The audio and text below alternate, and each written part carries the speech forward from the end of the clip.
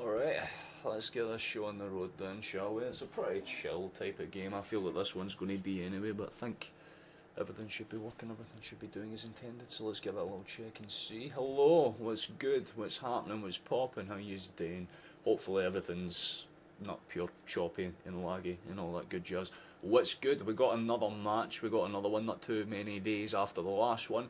The last one was a defeat, but it was one of those ones that you can kind of tip your hat off and say it was what it was, you know what I mean? A couple of developments have happened for Celtic since then, we'll kind of touch on them over the course of this stream. How you doing, Robert? I mean, always shout out the first one and how you doing. Be watching the Celtic ladies game, been a good game. I haven't been able to obviously do that because I've been setting up for this, but what did the score end of it has finished, or is it still going on, Robert? Key me in with that information if you will.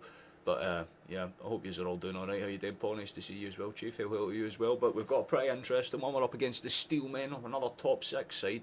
We seem to be coming up against a lot of them right now. We're up against Dundee in a few days' time after this, less than 3 days after this. Then it's Wraith, and then of course it's against Bayern. For those that didn't see the UCL draw, that's who we got. So pretty interesting to put it nicely, you know what I mean? And like I said, we'll kind of touch on a bit more of the specifics as the game kind of ticks on. But I'll be honest with you, not feeling the best, but I'll do my best to make the game as interesting as I can at the very least, you know what I mean? I'll do what I can to kind of make it somewhat tolerable, but I mean, this one's going to be very, very chilled, very, very kind of laid back. There's not going to be too much, you know, intensity if we kind of go and run away with this game or not, but what I do hope is for a stable performance. I want something simple, I don't want anything too drastic. Let's go. Oh, 3-2 Glasgow City, about 4 minutes to go. Fuck. Well, that's unlucky for Celtic, but Glasgow City are like the big women's side in Scotland, to be fair, so it is what it is. But, I mean, fair enough. There's certainly at least one league in Scotland that has a bit of drama going on about it, but this one does actually have its stipulations. I mean, definitely has some stipulations anyway, because of course obviously winning this game keeps the pressure on, and there is another game that's kicking off at the same time as us, and we'll be keeping tabs on that as well, although I won't be watching the game. I want to clarify that can fuck off, but I'll have the Rangers game on the side as well, because they'll be kicking off at the same time as us, so if anything happens in that game you'll be able to see it in real time as well. You need Celtic to win 3-0. I don't know where I would really sit in terms of predictions, Chief, I'll be fully honest with you. Like, I'm in the middle boat where it could potentially be a runaway type of victory, but like I said, Motherwell are a good side. They can dig out results, and there's a reason why they're in the top 6, right? It's a very, very close-knit battle in between the kind of midfield of the league table as a whole, I should say. But I mean, they have had good results, they've had good moments. Celtic have been one of those teams that have been able to get the better of them basically every time quite comfortably, but again, Motherwell are one of those teams that if they set up to play a certain way, they can really cause problems, so it'll be interesting for sure, 100%. Away home or away? We're playing away for this one. I might as well pull up the actual thingies once I actually make sure that it's all good and working as intended. Let me just pull up everything that I need to pull up here. And then when we switch screen, fantastic, there we go. So we'll be keeping tabs on 2 games today. Like I said, obviously you've got Rangers and County, they'll be playing, and I mean, I'm not really expecting County to do much, but we're just keeping tabs on it because they're kicking off at the same time as us anyway. But we are playing away from home, that's the kind of answer to that one, Paul. I mean, the lineups are pretty interesting. Like I said, there's a couple of key things, of course, if you're wanting to see where JOTA is. He isn't on the pitch today, but he is on the bench. He's sitting down there. If you want to see the substitutes first, there you go, you can take a little gander. But I mean, you've got a couple of faces that you might recognise, Johnston, Scales and the like that, but of course there he is, number 7, JOTA. He's in. We could potentially be using him today, which would be quite nice, you know what I mean? It'd be very, very interesting to see if he gets minutes, man. I genuinely, I love this man, so it's nice to see him back, and hopefully he's just as good at playing football as he was before he left. But the rest of the team that actually feels today, I don't mind at all. I feel like it was good that Johnston got a little bit of rest, so this makes sense. Ralston coming in for a bit more of a physical side in Motherwell, and Motherwell do have a couple of physical players that we'll touch on, but Ralston and Taylor, I like that, makes sense. Obviously Carter Vickers and Trusty and Schmeichel, the usual suspects as you would kind of expect. Tatty, McGregor and McCowan as well. How you doing, David? Nice to see you, man. Hope you're doing well. Brendan's got a very busy day this morning. Nice to see you, Joseph.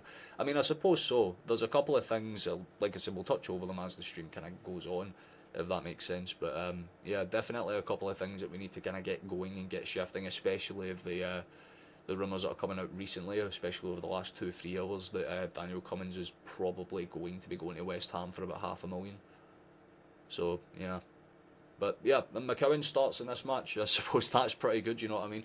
I like the fact that we've got Rio and McGregor. Rio was quite good in the game against Aston Villa. McGregor was very good as well, so those two getting to hold their spots makes sense. I feel like McCowan's just in for the sake of rotation, but again, I like that. Getting another Scotsman in is never a bad thing. Maeda and Kuhn start on either side of the wings. Like I said, no Jota, but he does start on the bench. And of course, our main man and our only man really starting up front right now is Ida, which is probably... I mean, I'm more than comfortable with it. If he plays anything like he did against Aston Villa for that like 10-15 minute stint, we should be vibing and life should be good. But, you know, it's always open to interpretation. I'm kind of hopeful at the very least that this game's going to be very good at the very, very least. How you doing, Liam? We need a food result. Exactly, we need a delicious result, a delectable result, a fucking finite result. Anything above 2-0 is realistically pretty good, honestly. I don't think anyone would really complain too hard if that's exactly what we managed to dig out of it. So I'm curious to see how we kind of approach this one for sure. But I mean, I should touch on Motherwell's lineups very quickly because again, their team's a bit more unique. It's not that classic, you know, 5 at the back. This is a genuine 3, like kind of... not really a 3-5 I should say, but more like a 3-4-2-1 type system. But it's Balcom that starts in between the sticks for them. You've obviously got O'Donnell, former Scotland international, still sometimes plays for us, but not really that much anymore. Gordon and Blaney are the other two centre backs. You've got Sparrow and Coletta playing on either side, kind of as the false wingers, as we kind of touch on. That's how a lot of the Motherwell system operates on. They like to get it out to Sparrow and Coletta, quick passes into those two in the midfield. And of course, we know Andy Halliday, but obviously Thompson being the other one, and Thompson's the one to probably watch out for. The guy can move the ball quite fast. Obviously, that's what he says, very decent as well. We know what he's capable of. Nicholson's pretty decent, and of course Armstrong as well. There's definitely options for them to cause some problems, 100%. The boys are just getting ready to come out the tunnel now. McGregor looks ready to go. Everybody looks pretty much sorted and ready to go, which is always nice to see. How you doing? Nice to see you, Stephen. Liverpool won 2-0 yesterday. We love to see it. We did indeed. I think it was against... was it against Bournemouth? For my tripping balls. I think it was against Bournemouth, right? It was the 7-0 at Forest against... I think it was... Look, Forest won 7-0. I think that was the result that pure surprised me off guard. First time watching you was Jota on the bench. I think it's just for the sake of the fact that he's just obviously, like, you know, he's touched down a few days ago. Probably just want to get him fit and ready in the training aspect inside of things, and I think that makes sense. Obviously, Maeda is in good form as well, so I don't think there's any reason not to really start him. And again, like I said, it's more probably just for the sake of making sure that he's fit and ready to go, and probably the same reason why Johnston's on the bench, probably the same reasons why Scales on the bench and why Yang didn't start. It's just the simple case of getting some rotation in, getting some decent minutes out of McCowan, Ralston. Of course, obviously there's no Scales, which is a bit of an interesting one with Carter Vickers and Trusty, but I'd imagine Trusty would be playing on the left like usual, and Carter Vickers would be on the right. But if that's what we see, then that's what I'll point out. But I mean, I'm just hoping for a decent enough performance. If Schmeichel's on form, then we don't concede. Fantastic. Jota does need time. Exactly. If we give Jota a little bit of extra like leeway, if we bring him on in say like the 60th minute, get him half an hour just to kind of get up to speed, and that's if obviously we're quite comfortably ahead, because you don't want to bring someone on under pressure when they're still getting up to speed. But there's a table as it stands. Obviously Celtic do have that game in hand that we're playing obviously right now. Obviously Rangers are kicking off alongside us. We still have that extra game in hand that will be played in a few days against Dundee. Like I said, that will be on the 5th, so this is a pretty important one, especially when you consider the fact that we obviously need to keep rotation and fitness minutes in mind, especially with the fact that we've got the cup match against Wraith, and then not too long after that, obviously the big crunch match, the biggest match we've had in this club in arguably over a decade, that game against Bayern Munich. So, I mean, it's definitely going to be interesting. How are you doing, Steve? Nice to see you, man. Hope you're doing fantastic. Likewise with you, Edward. Hope you're all doing fantastic. But the away end, as you would expect, is packed out. Can't actually say it's a bad turnout at Fir Park, to be honest with you. It's not actually as bad as you would expect. I'm quite interested by it to see how this one goes. There's going to be noise on both sides of the pitch today.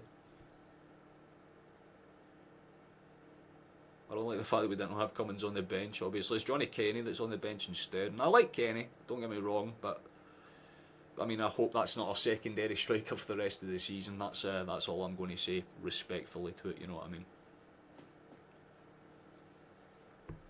But every part of me says that this game has a lot of potential to be devastatingly effective, especially on quick counters. That's the one thing I will say. That's why I'm comfortable in saying that this game's probably got like a 3-0, 4-1 type scoreline written all over it. I feel like Celtic obviously want to bounce back for that defeat against Aston Villa, because it's not necessarily even a bounce back type of performance that's required, because we played quite fine, but just to kind of settle the nerves and make sure that there's no kind of complacency or consistency in the league. We just want to kind of keep it stable, keep it basic, and don't really press where we don't need to. Obviously, I think, if you don't know, I guess if you're a Motherwell fan that's in chat, you can give me a bit more clarification as to why, but obviously Kettlewell was sacked, or I think he resigned. I'm not sure which one happened, but either way.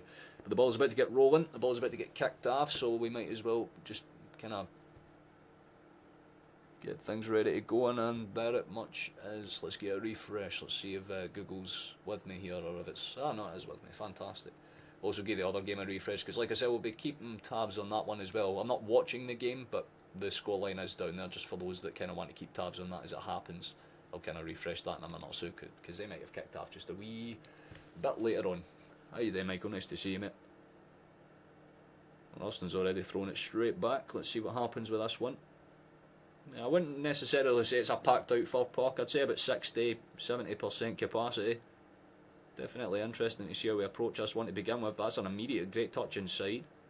Lovely pass for McCowan. Ball over the top. This could be dangerous straight away. Ball into the box. Not really dealt with. Ralston might have it though. Could go for an extra cross. Does get an extra cross. Good header. It's 1-0 already. It's our man for Japan, our main man for Japan. Now you dog, it's Dyson already at the back stick, and we're leading inside less than basically a minute. And if you want to calm the nerves, that's pretty much the best way to do it. Fucking excellent start. Brilliant shift. I mean, Maeda's the one that puts the cross into the box initially, but it goes through everyone, ends up with Ralston on the far side. And Ralston, I'll tell you what, by the way, pinpoint cross. Smashing ball towards the back stick. Maeda somehow gets up against a guy that's literally a foot taller than him.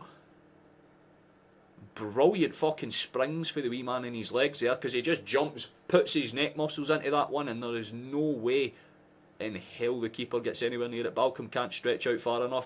It's in the back of the net. Guys, Maeda heads it in. We lead inside basically about 45 seconds. Wow. Absolutely brilliant. How you doing? Listen, nice to see you. You've been watching the Celtic Women's Cup game. Unfortunately, got beat by... I know there was someone that was touching on that just beforehand as well, ironically enough. Oh, that's really good for people's bets, I suppose. I mean, if anyone has any of them down, we should give this another refresh. Hopefully the Rangers and County games kicked off by now.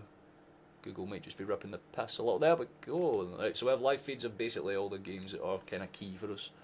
How you doing, Gibby? Nice to see you, man. Gibby and Padre, hell yeah. From N. That's like nefarious as fuck, man. What does that even mean? N could mean anything from like Northern Ireland to Northampton. Oh, hold on a second. We could be actually breaking through for a second chance, but my head opts to cut it back safely instead. Good move for Taylor to keep it in play though. Simple ball across the face. Good control for Trusty. Keeps it calm for Carter. Rolls it into space again. Dangerous, but we've got it under control. Good. Comfortable enough for Carter. There was a bit of a press there for Motherwell, but they did step off as soon as he came back to the big American. Quick exchange. McGregor could have done a bit better with the touch, but who scored? Dyson Maeda. Absolutely dazzling header. Can't take anything away from it, man. It was an absolute pearler. And I tell you what, it's been involved in a lot of the early stages of play. It's well dealt with by Manlise. He manages to get it back in time. It's just kind of cleared up and away instead, though. I don't think that would be a foul, even if you were looking for it, to be honest with you. It's a pop-up, and maybe there's a foul for Celtic there, but the referee decides to wave advantage on both fronts. I like that. Good consistency, very good consistency, but Rio gives the ball away almost instantaneously, and Motherwell look for a break through the back. Well cut out by Carter. Comfortable enough. We love to see it. Kyoko, listen, honestly, I'm going to miss him a lot. Like, I know I didn't have the greatest like stint of the season up until he left and all that good shit, but my god, I'm going to miss him. I think the main signing that we're going to be bringing in is apparently obviously the Bratislava striker Strelic. That's a decent ball into the box for Taylor. In fairness, it doesn't find anyone. It only finds a shot that's basically Motherwell based. Trusty tries to keep that in play. I respect it, but think he was being a bit hopeful there. It's a throw in for Motherwell.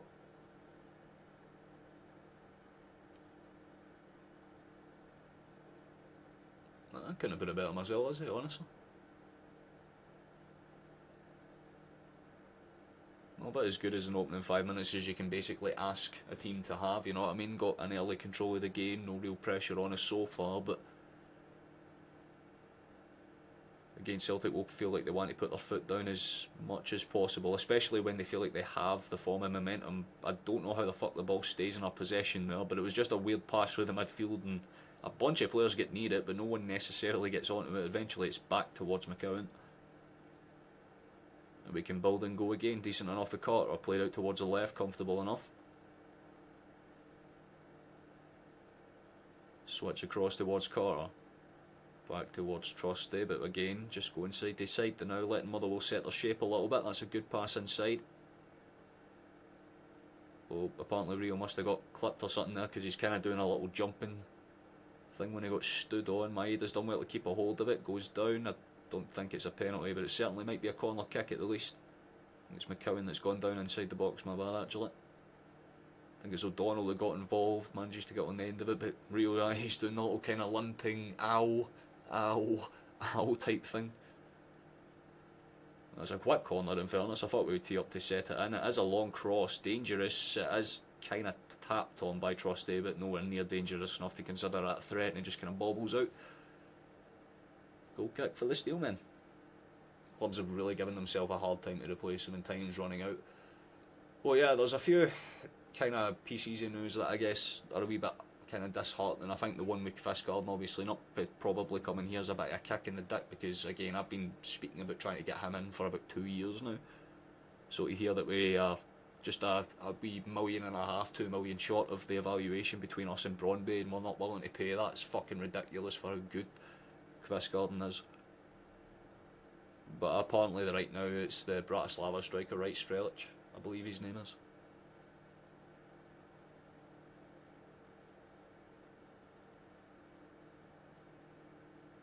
Maybe not a win, but I think a draw would have been more than respectable at Villa Park. Oh, dangerous there. I mean, the Motherwell player was claiming something. As a corner kick for them, in fairness. Totally missed that. I was just seeing if his studs were up. He didn't. He made clean contact, so it is a fair enough corner kick. Going to need to swing this in with pace. O'Donnell's there. It's gone over everybody. Jesus Christ. It bounced straight through the middle of the 6-yard box, and O'Donnell was there at the back post, but he just couldn't get on the end of it. That was a dangerous chance, you've got to say. I think Carter did just enough to keep O'Donnell kind of engaged and interested to make that shot difficult, and I'll tell you what. Oh yeah, no, it was 100%. Carter had to be very much on form there. If he was not involved, that was an easy header for O'Donnell at the back stick. That's good stuff for Carter. Things you love to see. Speaking of the big man, he switches out towards Trusty, and we're moving it up the flanks. Taylor back towards Trusty. Simple enough. Good control, played out towards the left. The inside pass is decent, and the touch for Rio is just as good. The passing behind for Maeda is a bit unlucky. Still finds a way back. Still dangerous as well. McCowan plays it short. Lovely control. Taylor cuts it inside. I like the composure. Back in. McCowan doesn't necessarily get control of the ball, but Motherwell do have to break through the central part of their field. It's a good pass out from Arno. He said played back towards Coletta, and they just play it safe. Sparrow. Safe ball back to O'Donnell, and he switches it back to the keeper. Balcom sends it long, trying to find anybody in the forward front for Motherwell, but it just sails over everybody and heads straight towards Ralston. The big bricky takes it, and we should be looking for movement here. Good for McGregor. Switched back and just switched across instead. I mean, not the idea I was hoping for, but if we're going to try and go straight through the middle, then fair enough. And to be fair, that pass for Taylor was nice. Find a way to switch towards the other side, and we could potentially find a way in. Good feet for Kuhn, stays on it. Ball into the box is decent, headed up and away. My apologies for not knowing what one cleared that away, but there was one of them that was there. Oof, and they just play it back to the keeper and punt out. They play it safe. How you doing, Flash? Nice to see you, man. Hope you're doing well. Maeda and Carter Vickers would have made a difference, yes, of course, but we would have won. Yeah, I feel like a draw genuinely would have probably been about as good as we could have asked for. I think a win would be a bit disrespectful to how good Villa actually were, because Villa played brilliant. We played great, but they played brilliant. So, like I said, I don't think either sets of fans would sit there and bitch about it. I think it was a fair result. 3-2 would have been much fairer. That goal right at the end was just a bit of, like, salt in the wounds. You know what I mean? I feel like Dane Murray's not going to be too happy about that one, but overall, we did what we had to do for the Champions League. Bit pissed off we got drawn against like one of the favourites for the whole thing though. That's great feat for Maeda. Stay on him, big man. Good shit. Hustles a corner. Good stuff, man. I like that for Dyson. Using his body and using his body well. So I have a little update on the Rangers one. Still 0-0 in that game. That bodes well, I suppose.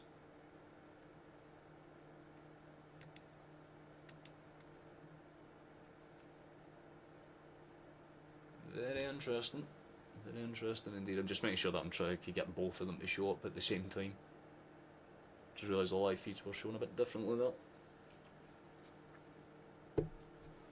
Zidane Carter in the box, trusted just behind him. There's definitely a row of big targets to aim at there. McCowan does find that kind of space, but it's cleared up by a Motherwell head instead. Flicked away, there's going to be a bit of pressure on. I like the fact that Ralston makes it awkward, and tell you what, that is good hustling. Carter gets bowled over, and I think that's going to be a foul. Motherwell were going to complain about it, but to be fair, he did bundle him over quite harshly, Armstrong.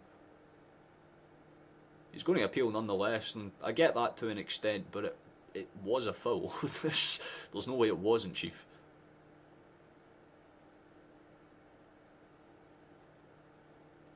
It's not as if it's in a particularly dangerous area either, it's just outside the semicircle of the half. Taylor. Like the idea actually, the ball into behind towards Hatate was nice, but Rio just kind of returns the favour, trips them up poor line, gives away a very simple ball.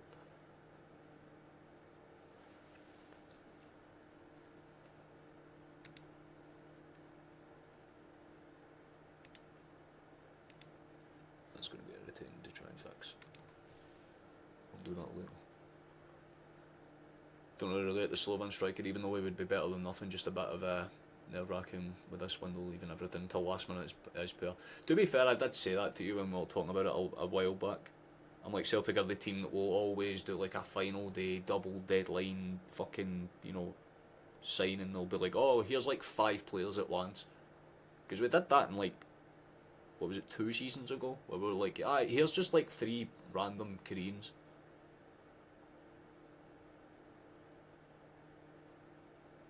At the very least, I want to see us get in. Like, apparently the big thing is we've got Malacia, who's like in talks to join us on loan for Man United in case we don't get Tierney on loan. Obviously, we have Tierney on that like full pre-contract agreement, but we still need to tweak and change some things. And obviously, if Tierney doesn't want to leave Arsenal just yet, then we'd have to obviously kind of replace it.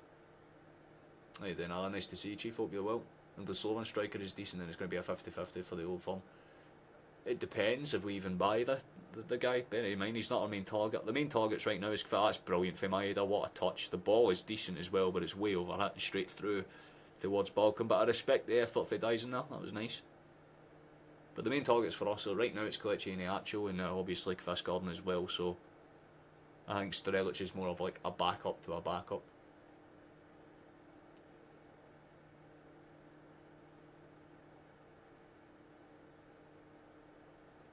Pretty much. That's like the shame about it, because it doesn't matter what like players you can think of that would suit Celtic system. It's a case of does that player want to fit with Celtic system. And Kvistgarden wants to play for Celtic, but Brøndby don't want to let him go for less than he's worth, which is more than respectable. We complain a lot about how teams will come to our league and then try and pry away our players for way less than they're worth, and that's what we're trying to do with Kvistgarden. Hey then, Paul, nice to see you, Chief. Is Jota starting? He is not. He's on the bench for this one, but to be fair, the winger that's starting in his place did score inside the first minute, so not exactly a bad call for the Rog. Pass out towards Trosty, good switch inside, nice for Taylor. Taylor and Maeda are linking up very, very nicely in the opening 15. Good feet, nice for Rio, tries to cut it inside. He's going to be under some pressure though. That was a simple cut out in the Enfield. O'Neill will just kind of get that into space. Halliday Shifts it forward, Thompson plays it into space, good breakaway chance for them now. There's space on that wing, but he needs to get the pass perfect. Does get it, very nice actually, to be fair. Armstrong has it out towards the right hand side, good block for Trusty. Corner kick, Steelemen. Decent approach there for them. Give them credit where it's due, it was a good breakaway, but I think Armstrong just seen most of the lanes and options that he had close off there. JOTA will come in around 60 minutes. That would be the goal. That's kind of exactly what I actually said, ironically enough, right at the start. I'm like, we'll wait for about 60 minutes, and if we're 1 or 2-0 up, we'll bring JOTA on and just get themselves in. And he actually's off to Middlesbrough. Oh. Why the fuck would you go to Middlesbrough when you're offered Champions League? That's dumb as shit. Good for him, I mean, I guess. Definitely think they'll need to get him some match minutes, 100%. Nice to see you, Megan. Hope you're well, by the way. Not a problem at all, Paul. We need to get our fingers. We absolutely do. Like, there are a couple of fucking, like, really basic things that we could do to tweak and change things, and we very much need to get them in effect ASAP. A simple premise. Get a striker, for the love of fucking God. Potentially, if you don't mind, because it would be very, very nice. Get in a fucking left back, just in case, right? Because I'm pretty sure Taylor's agreed, or at least like mutually agreed, to leave towards, I think it's Dinamo Zagreb, that's wanting to take him on a pre-contract, and they're offering him good fucking wages. They must have been impressed by what they've seen in that Champions League display. That's a good touch for Motherwell, but they're going to be under some pressure here. That's a loose-ass touch. Chase down, Kortovica should get in behind here. Good press, good stuff. There we go, that's how you block your man out. Goal kick for Celtic, we'll love to see it. You sound like a mafia man there, Flash. It's simple. Money. What else do you think fucking makes the world go round? You think it's gravity? Nah, it's money. Likewise with you. I'm doing a little bit better. My mental health is shot to shit, I'll be fully honest with you. But physically, I don't feel as miserable. So, there's positives, I guess. That's a good tackle for McGregor. It's a corner kick, not corner kick, sorry, a throw in for Motherwell. But that ball got in behind, it could have been dangerous, could have led to something like a corner kick. So it was a good step in for the skipper. Motherwell look for that long ball anyway, but we have the players to actually defend that one quite comfortably this time, and it's got out by Trusty. Good stuff. Big two at the back are doing some solid work. Gotta love it. We're poor but still bringing 10 million players. I mean, he says that, but we're running at a profit this season already, like comfortably. That is a lovely touch inside, hold on chance, potentially Taylor. Lovely pass across the field, the ball in is dangerous. Ida's there on the languish, head down is just a wee bit too soft and it's straining the hands of Balcom, but again, very decent. I like that cross. Ralston is finding his range, by the way. His passing has been fucking class. Again, inch perfect onto Ida's head, but I think he tries to loop it over the goalkeeper and just doesn't put enough into the old neck muscles. I like that for Ida though. Very good all round. Leicester, they guaranteed. My brain's going to reconstruct that. We'll get there in the end. Oh shit! They just said Rangers have just scored. Apparently, I'm sure Google will update that at some point. But Rangers have just opened the scoring according to this. Shit. Well, there you go. I suppose that's going to be a thing. Both teams starting good. Can't fault it. Campbell's going to rip that one as far forward as possible.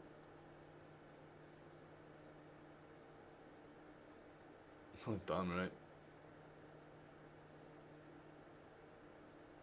Oh, dangerous touch for Trusty. He's giving it back to Motherwell, but in fairness, there's about 7 bodies back and only about 4 Motherwell bodies forward. They'll try their best to get it in behind, but Trusty's just going to guide that one out. Good stuff. The body work is very good all around for Celtic so far.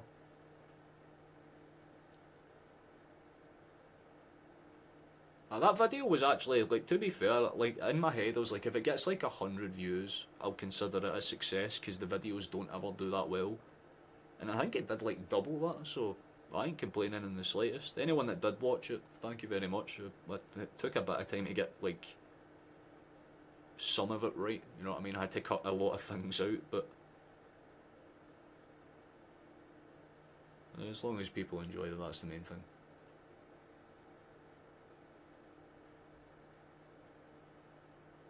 To be fair, yeah, no, Rangers were quite good. I was watching their game against, my brain switched there. The last match, 2-1, they managed to win, but fuck me, they did not make it look easy for themselves.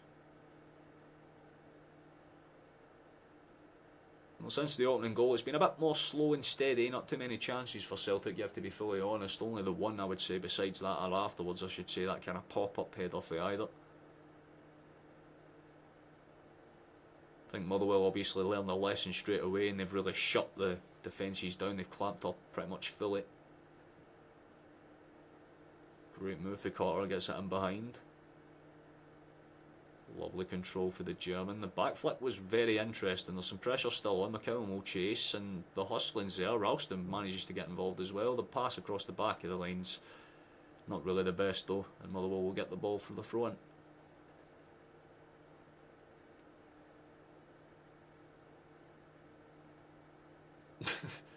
To be fair, yeah.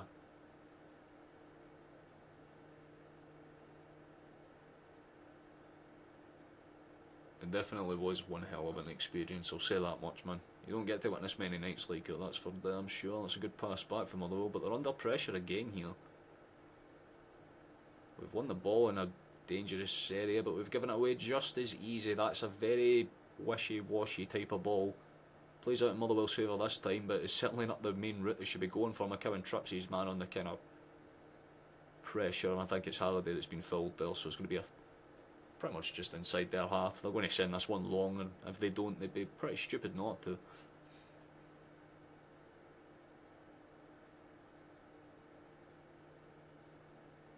Jesus Christ.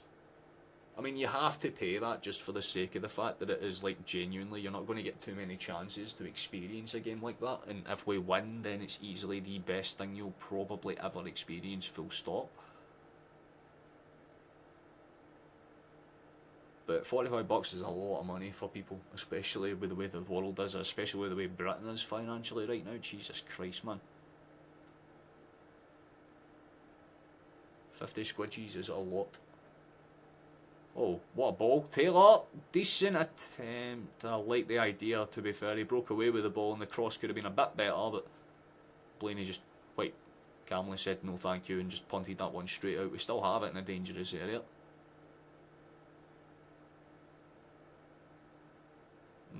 Loose pass from McGregor, one back, and there could be a potential break. Good pass as well for Motherwell, and they do have that potential to get forward with it. Sent over the top. They have to get on the end of this one if they want to do anything. Sparrow is there. Coletta's on the far side. Ball in with pace and power. It's dangerous! It's one apiece. It's a horrible mistake. Big mistake for Trusty. He does not do well with the clearance touch whatsoever. It falls straight to Armstrong and they've equalised. It is a massive error, you have to say. We've handed them it again, for fuck's sake, man. It's a very, very good ball into the box for Coletta. You can't take anything away, but Trusty does not cover himself in glory. Big man tries to stamp the ball clear, but in turn just ends up laying the ball off more perfectly than any pass ever could have probably been played by any Motherwell player. And Armstrong's just able to pick his spot, places it towards the far right, and the keeper can't get anywhere near it. It's a simple finish, but a horrible way to give it away, man. That is, not ideal. Not ideal at all.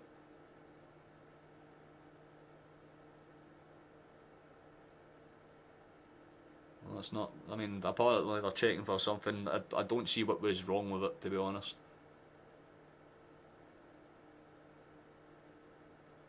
Yeah, I was going to say, it didn't look like there was too much wrong with that one. I think they had like a small check in case there was an offside or something, but they have given it.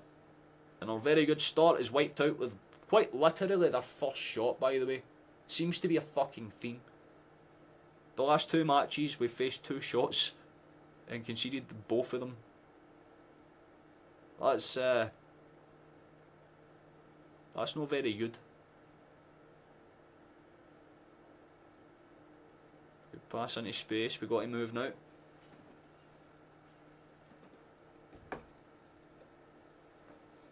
Taylor plays it in, Maeda gives the ball away, but the pressure's still on. He gets a wee touch on the end of that flick off, but it's still a potential break here. And now Motherwell are starting to move with a bit of pace and purpose. They have it in the final third, but there's not really too much options for them. Good hustle, dies in. I love you, big man. Go on, son.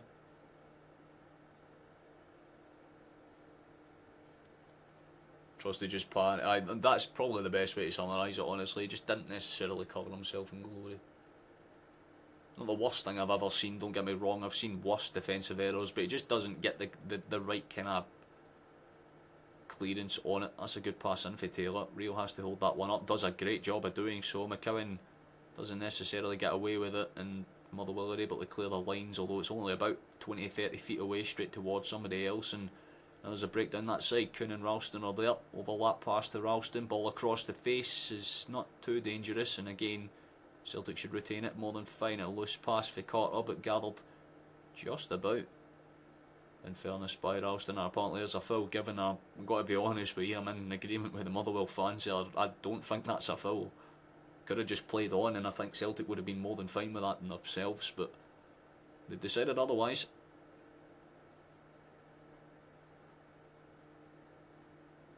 Rangers scored a free kick. Is that what their goal was? Oh, that makes a bit more sense. Who scored it then, Tav? Or have they scored a second?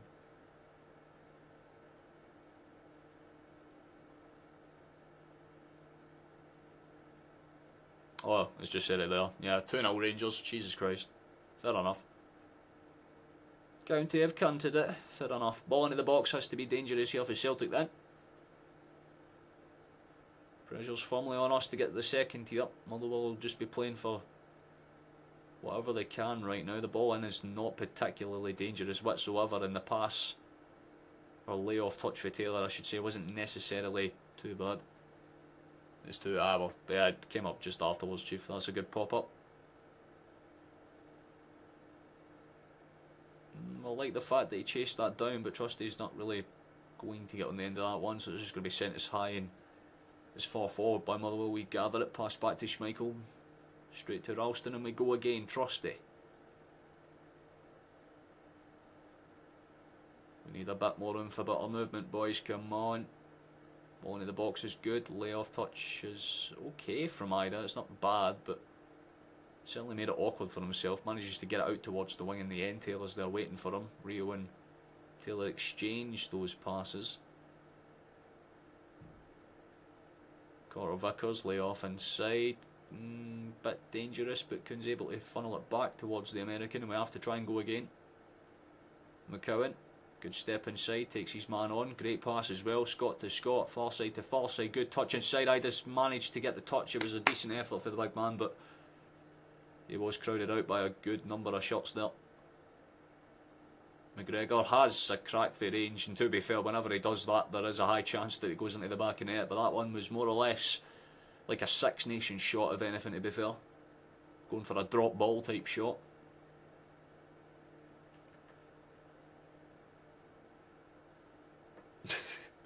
Makes one mistake. Nah, I don't think he's that bad, to be fair. It was a really silly touch for Trusty, I will say that much, but mistakes like that will happen. We'll kind of talk about it more at full time if that's if it stays 1-1, you know what I mean. But he can make up for it by scoring a wee goal, getting on the end of a set piece or something. That'd be nice. Good header back for Taylor there, had to do it on the dive. We can't play against Bayern. Okay, Joseph. Who do you suggest we play then? Well, you know, it's one of those.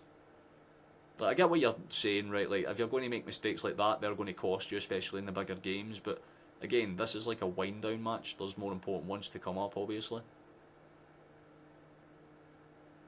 So I think he was fully full. That's a great play inside, actually. Could be something here. Maeda across the face of the box! There it is! Great stuff! I just there at the back stick, or I should say more like the middle stick. He fucking made the run into... I don't know what the fuck Balcom was doing. But it's a good off the ball run, and that's probably why Maeda started. The run in behind was great. Manages to time it perfectly. And the face, oh, it's a brilliant brilliant pass across the face of the box. Manages to get on the end of it, and Adamaida just has to make sure that he gets his big, lanky, beautiful caramel coloured leg out, and that's exactly what he does.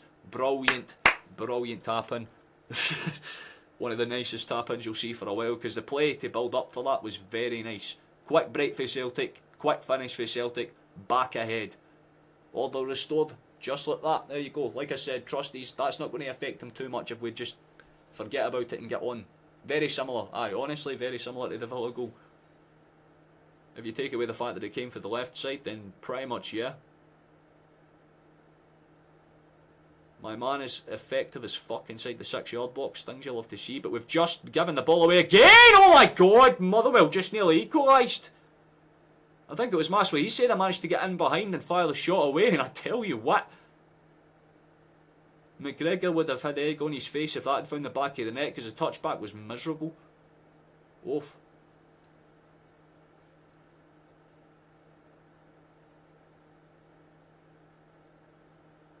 I think he wanted out because he was offered a good contract at a very decent club. Like, Rennes is a very established team, chief.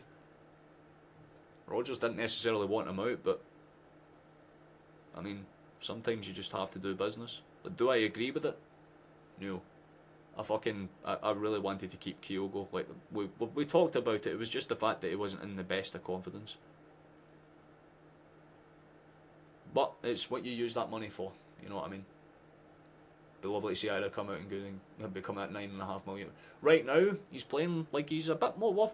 Honestly, you know, like, see if he'd managed to get us a draw against Villa and kind of kicked on for it. Obviously, that in itself would have redeemed it, because the money you would have got for that draw in the Champions League would have been more than the loss. He would have literally just paid like half of his contract off. But I mean, I'm impressed with the way that he's responded to it. He's not letting it kind of sit. Oh, hold on, chance for us on the break here. Kun out on the right hand side. Go on, son, have a crack. Have a crack. Edge of the box. Rio is straining somebody. I think it was Halliday that stepped out to get up. Fuck's sake. Or he's only 24, isn't he? I believe he is, yeah. He's very, very young still. People just see a big fella and think, ah, he must be like 35.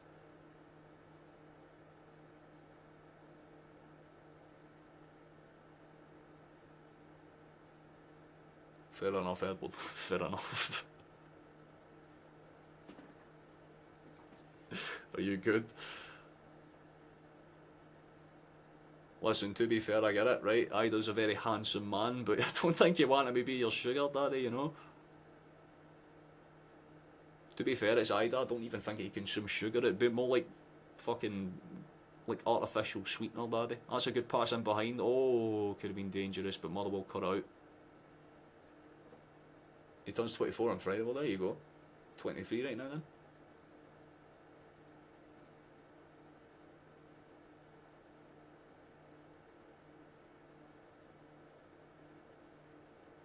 I mean, I can't argue with it 100%, man. You know what I mean? Like, maybe Rodgers just didn't seem fitting in with the plans. And to be fair, with the tactics this season, it wasn't as effective as he was under Ange. Like, let's just be upfront about it. The guy's turning 30. Like, people think that Kyogo's like 21, 22. Like, the dude's 30 years old. Like, we got probably the best out of him in those 2-3 year stints that we had under, like, Ange, and we managed to get a good amount of use out of him even after that. So, like, I'm not disappointed in the fact that we've lost him. It's just the fact that we've lost him in a shit way. Like, I felt like he deserved a much better send-off for what he did for us. Because the guy's a fucking goat. I don't care what anyone says. We need to, like, at least at some point get, like, a friendly or something against Rennes, just so we can actually give Kyogo a round of applause, you know what I mean? Because he deserved, that was the minimum he deserved. That's what pisses me off about it. How we let him go, not why.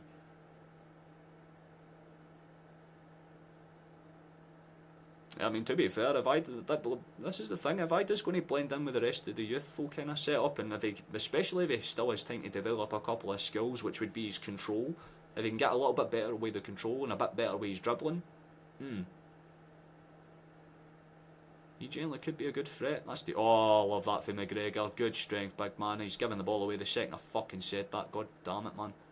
And we've given the ball away on a foul, so that's fun too.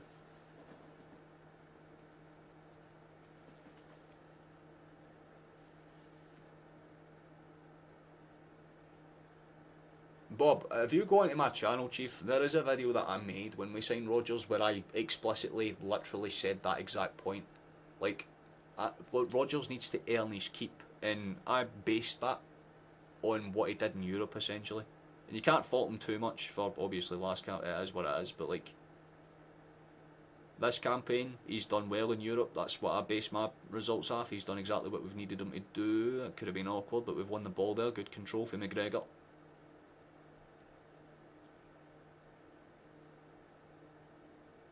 That's exactly what I'm saying, man. If we get the ball into Ida a lot more, then especially like the quick, like whip crosses for like the 6-yard box or so, he is very lethal. Yeah, and Megan's just made a really good point there. Like, Kyogo was signed for a whole different system, and he still managed to play very good and effective in the system that he was kind of implemented under Rodgers, but maybe Rodgers just sees a better fit for that money. That's a good ball into the box, well cut out by Blaney. Corner kick for Celtic. Could have been dangerous, but not too threatening.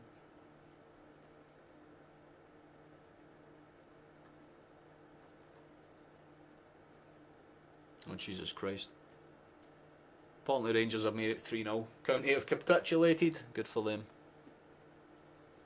Looks like Rangers have started to find this little bit of form. It's over everybody! How the fuck have we not scored? I'm not sure if Maeda didn't get a touch on that or not, but if he... Oh, that is a... He's missed a sitter, I'm sorry. That is a big miss. It's very similar to the ball across the face of the box that Motherwell had earlier on, where O'Donnell had the headed chance, but like Carter Vickers did enough to mark him out. Maeda was left unmarked and he missed the goal. That is a big opportunity. Coletta stayed down for Motherwell, so there's a temporary stoppage in play, but that honestly should have been 3-1.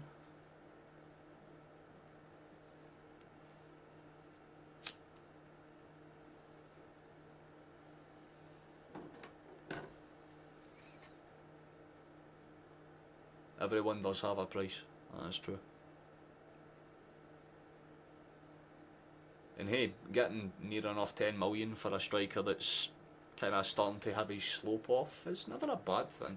You know what I mean?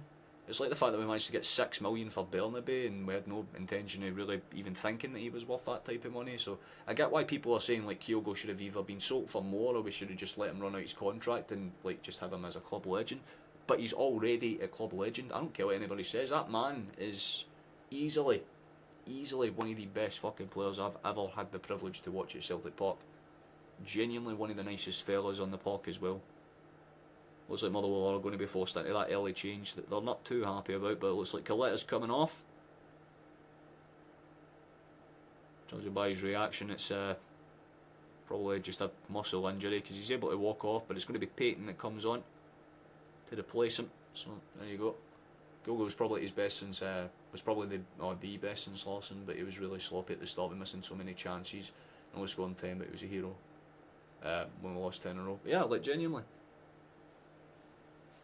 like I can't find too many like faults of play because we've had some good strikers, right? Like it's not to sit there and say that like since Lawson, obviously, if you go over some of the ones that we've had, like you've had like Vinegar Hesselink, Scott McDonald, fucking Georges Samaras. Obviously, you can go towards the more modern ones like Lee Griffiths, and like obviously your kind of more like the French connections. Let's say, you know, like your kind of Dembele's and Edwards, as Derek's just alluded there. Because Dembele, I love genuinely, like easily he's one of the players that I've like had the privilege of actually standing and having a whole ass conversation with. One of these soundest footballers I've ever had the privilege to meet, and the guy is genuinely just a baller as well. I'll always remember the penalty Panenka against Rangers in that semi-final. That was just that like cemented his goatness for me. But Kyogo just had an appreciation for the game. I feel like he obviously just had that little like flair about him, you know, where every now and then he would just pop up and do something insane. And I don't know how many times he scored goals in cup finals that bailed us out of really fucking awkward situations.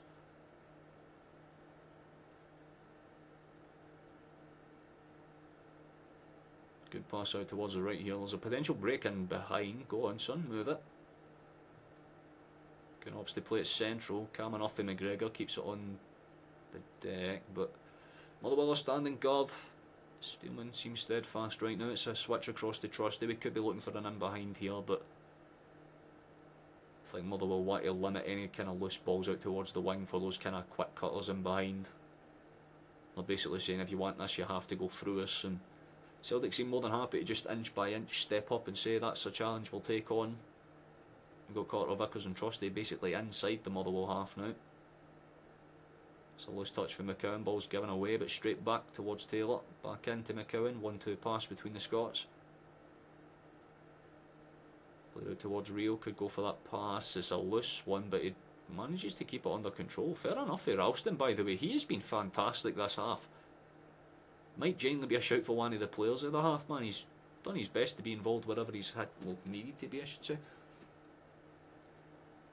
It's a good point, but you think Griffiths was probably the best player in the last decade with 100 goals for the club, and true, but that was in a league where you don't have your rivals and the rest of the league wasn't particularly competitive.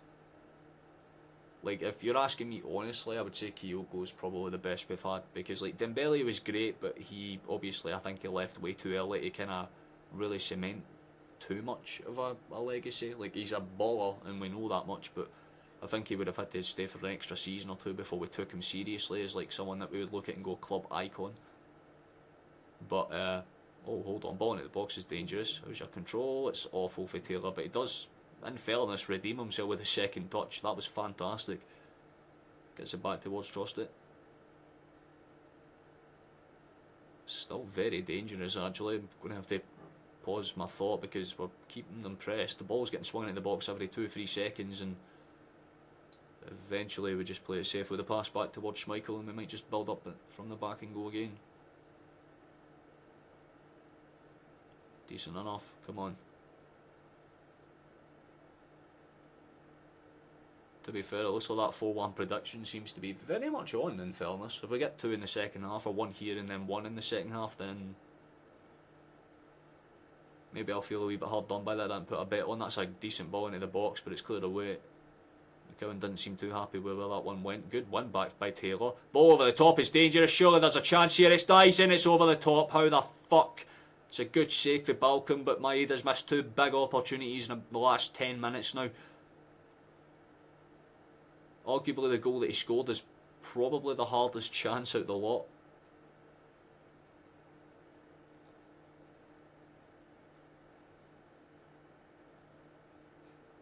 I'm not saying Kyogo swapped us for anything, Chief. I think the basic way to put it is like Kyogo just wanted a different challenge. There's only so many times you can play Motherwell and then be like, yeah, I'm happy. At the end of the day, the guy just wants like experience, and again, maybe there's a project at Rennes that he likes the look of.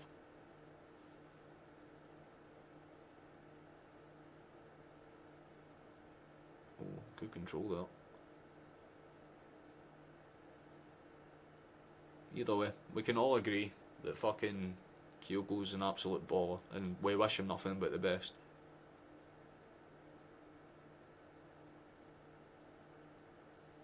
It's a simple ball out towards the right, but we're looking for the in route actually. I like the fact that we've got like our fullbacks are penciled as far up as possible. You've got Taylor basically playing as a left wing right now, but what I like, the difference that I'm seeing, is that we're rotating people in behind. Like, we're not leaving those spaces empty. Like, Kuhn will step in just in case that ball gets passed. And you've got Maeda basically doing the same on the far side. And it's just making it really hard for Motherwell to get those, like, incisive passes out for the back. They're basically just being forced to clear it long every single time. That's a lovely ball in. McCowan, how's your control? He goes down. Potential penalty shout, but the referee is not interested whatsoever. But he is going to point for a foul the other way. We'll have to see that one back. McCowan's asking for it. It didn't look particularly too dangerous, but let's have a look in case. Nah, I'd say that's a bit too soft to give it. I mean, there is contact. It's definitely afterwards. Halliday just kind of steps in behind. He doesn't win the ball. I get why McCowan would go down there, but from my perspective, it would be quite soft.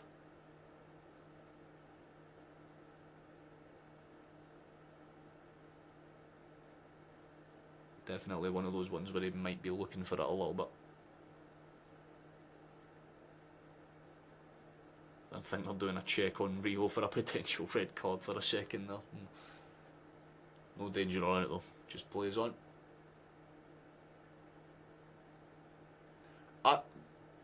If we got Tammy Abraham on loan, I would fuck it. Like, genuinely, I wouldn't even know what I would do. I would lose my shit. Tammy Abraham. If we got him in, that I will tell you right fucking now, that is best case scenario. That would arguably be better than fucking Fistgarden. There's 2 additional minutes to play through here. Like, genuinely, I would like Tammy Abraham would be fantastic if we could get him. Perfect big man back up towards Ida, and again you could play both of them actually in an intrinsic system, because Abraham can technically play on the left wing too. So having a versatile big man like him would be fucking ideal, by the way, but I don't think they would allow that to happen. Oh, nice. Besides, we've got a sexy big man already. Ball into the box is dangerous. It's cleared away. Corner kick for Celtic. Potential for something right at the end of the first half here.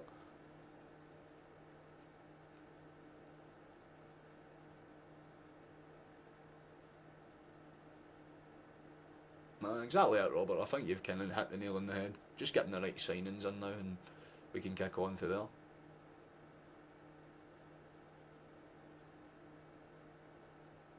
We do get Abraham at behind. Yeah, like, genuinely, Edward, I'm in the same fucking boat. Like, I've watched a lot of Serie A football. Like, getting Abraham in would be fucking tremendous. Especially for the way that Celtic play. That's like, he's the perfect type of player, you know, big, creative on the box, very good with his feet, but more importantly, he's a hold-up player, he can actually dribble.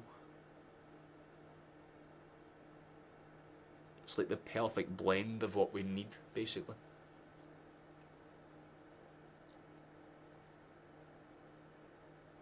Aye, genuinely. Like, Kyogo's unique, he's got his own style, but Abraham's like your classic striker, he's your classic target forward.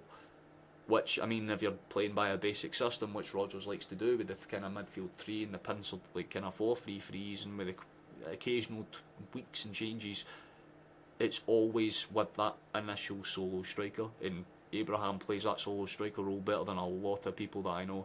That is half time here though. For now, we'll take it. A very weird half, started off brilliantly and closed it out just as well, but there was that kind of middle patch where Motherwell had like a 5-minute stint. They were forcing chances away. But for the most part, I cannot complain too much. We're ahead, and that's what matters. He's the big talk. Definitely the big talk. I think it's like Strelic from Sorovian Bratislava. Very decent footballer, don't get me wrong, but why the fuck would we sign a player that couldn't really drag his team into any particular form of merit in the Champions League? Like, the whole idea is that you're signing a striker that's meant to be Champions League level. So, while I guess it would qualify because he has played in Europe, why not just go for it at that point? Like, again, I've brought up a bunch of names in the past, right? Fistgarden's the one that I've said for a while, but if not, you've got Fotis Ioannidis, brilliant option, very simple. You've got fucking easily one of the best shouts that I could go for if you've got the money.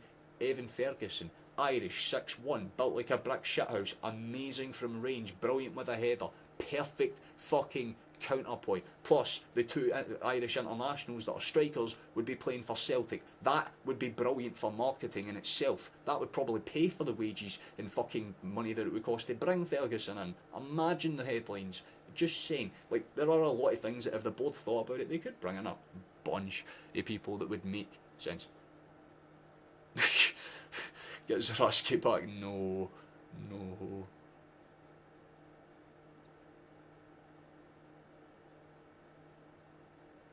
We absolutely need a finisher.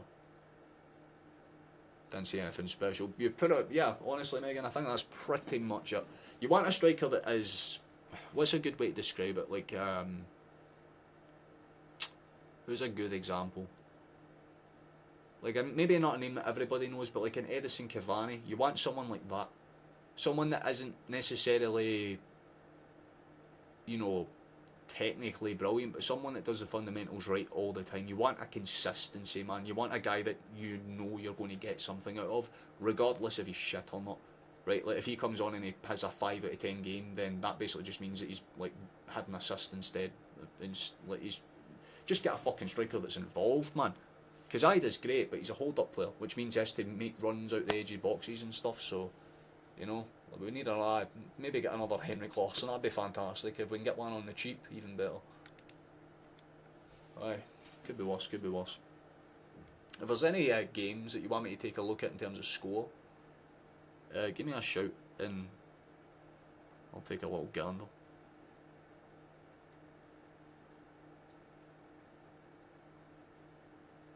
Everyone wanted to join the cooking game. That's not the point. Maybe we just show Abraham, like, mate, come on over on loan, Chief, come on over, and then we just show them how good Celtic Park actually is. Because I wouldn't imagine, like, don't get me wrong, right, Abraham's played at the fucking San Siro and all that stuff, and he's played at, you know, fucking, like, Stamford Bridge and some very beautiful stadiums. But Celtic Park on a Champions League night, I'll tell you right now, if he experienced that shit, I don't think he would want to leave. Fuck, he'd do a tierney and take an 80% wage cut to try and force his way back. Bring it out, get Ibra out of retirement, you know what I mean? Jesus Christ, that'd be fantastic. Nothing would be more terrifying, you know what I mean, than that. It's like, oh, that'd be fantastic, honestly. Ball comes into the box, right, everyone thinks they're safe, Bayern Munich defenders are calming themselves down like Upamecano and all that. It's like, we don't need to worry, and then all you hear is like, time for Zlatan. Fucking bullet header for like 75 yards, man. You literally see the fucking like fire trail off the edge of the ball as it fucking takes Neuer's, like, puts a hole in Neuer's chest and takes him out through the plate. I'd love that, honestly. Not gonna happen, but if we got someone like that, that'd be brilliant.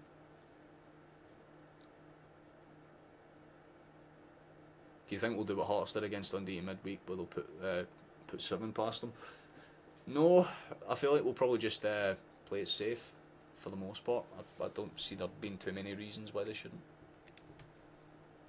Oh, I should say, by the way, if anyone here hasn't subscribed, please consider doing so.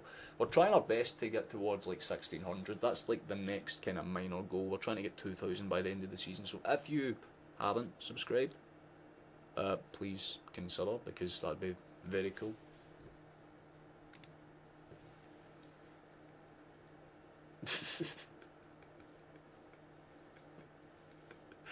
Jesus Christ. Zlatan agrees. Yeah, pretty much. I come onto pitch, I bless with presence, I score goal, I go. It's pretty. Honestly, Ibrahimovic is one of the fucking, like, just straight up one of the, like, best footballers, like, period, man. I always remember being like fucking 14, 15 and watching a PSG v Anderlecht game on a bus, and I was not, like, genuinely, it was just the only game that I could find to watch at the time, and I'm like just kind of, and then I just remember hearing Zlatan Ibrahimovic, when you look up and it's a fucking bullet volley for like 40 yards out, man. It was his celebration though, because it's just like the pure like smile, like you can tell he's like, yeah, I'm fucking good, man. That'd be great. Get him back. What do you mean, Greek god vibes? Greek gods give you Zlatan vibes, Megan? That's the difference. You kidding me?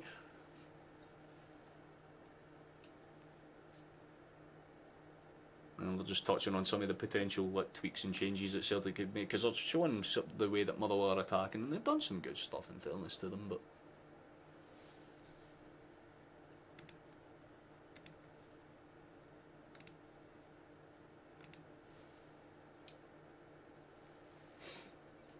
best goal of Zlatan's was the one versus England. Are you talking about the overhead kick? I've just seen an insane goal. I've just witnessed the most insane goal. Zlatan Ibrahimovic. I love that clip so much. We should take a young striker from Man City, basically Man City, Man U, Chelsea, Arsenal. What with Frimpong? Genuinely, we could. You think about it, that's what brought Patrick Roberts into the limelight, Jason Denayer. We did that with Frimpong as well, actually, now that you think about it. Yeah, who else have we managed to, like, bring into the fucking limelight? Done that with a few players, actually. Are we talking about 43-year-old ex-footballer? Vibes. Straight up vibes, Scott. The man is good, that's all I'm saying.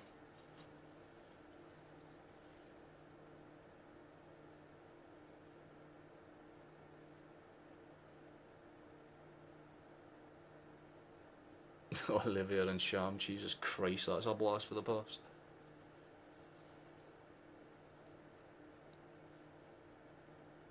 Especially against England. To be fair, like, if that was like an actual competitive match, that would have been like a much hanging goal. It's just the fact they had the balls to try it, man. Like, fuck it. I'm gonna just like flip, see what happens, I guess.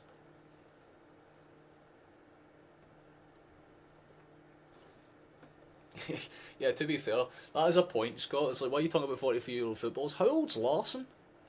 Isn't he like a 50-plus-year-old footballer? We talk about him all the time because he's still a sexy bastard. And he's Swedish as well. We like Swedish people. What can we say?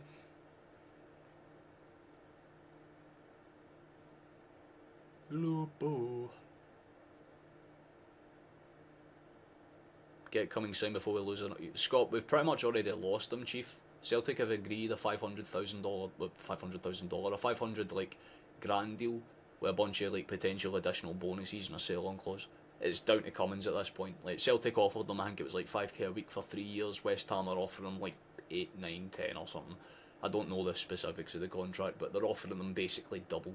And Celtic don't want to pay that much for someone that they don't see starting even on a bench kind of potential for another year or two. Timo Pukki! Yes! Oh. Man, the Celtic worst XI would be fucking fantastic.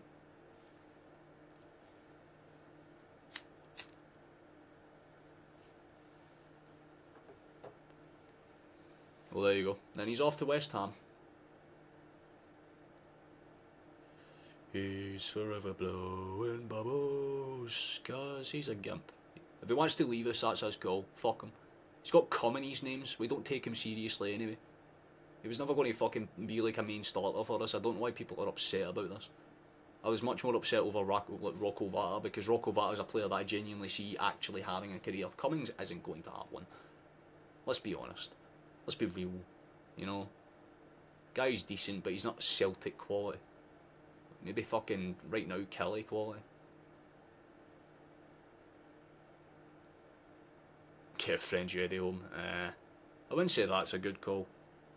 We want to go back for the players that make sense. Like, Tierney makes sense because we're getting a player that's worth like way fucking more for basically that. Jota, same kind of premise. We sold him for the better part of like 25-30 million and we bring him back for like fucking like 30% the cost.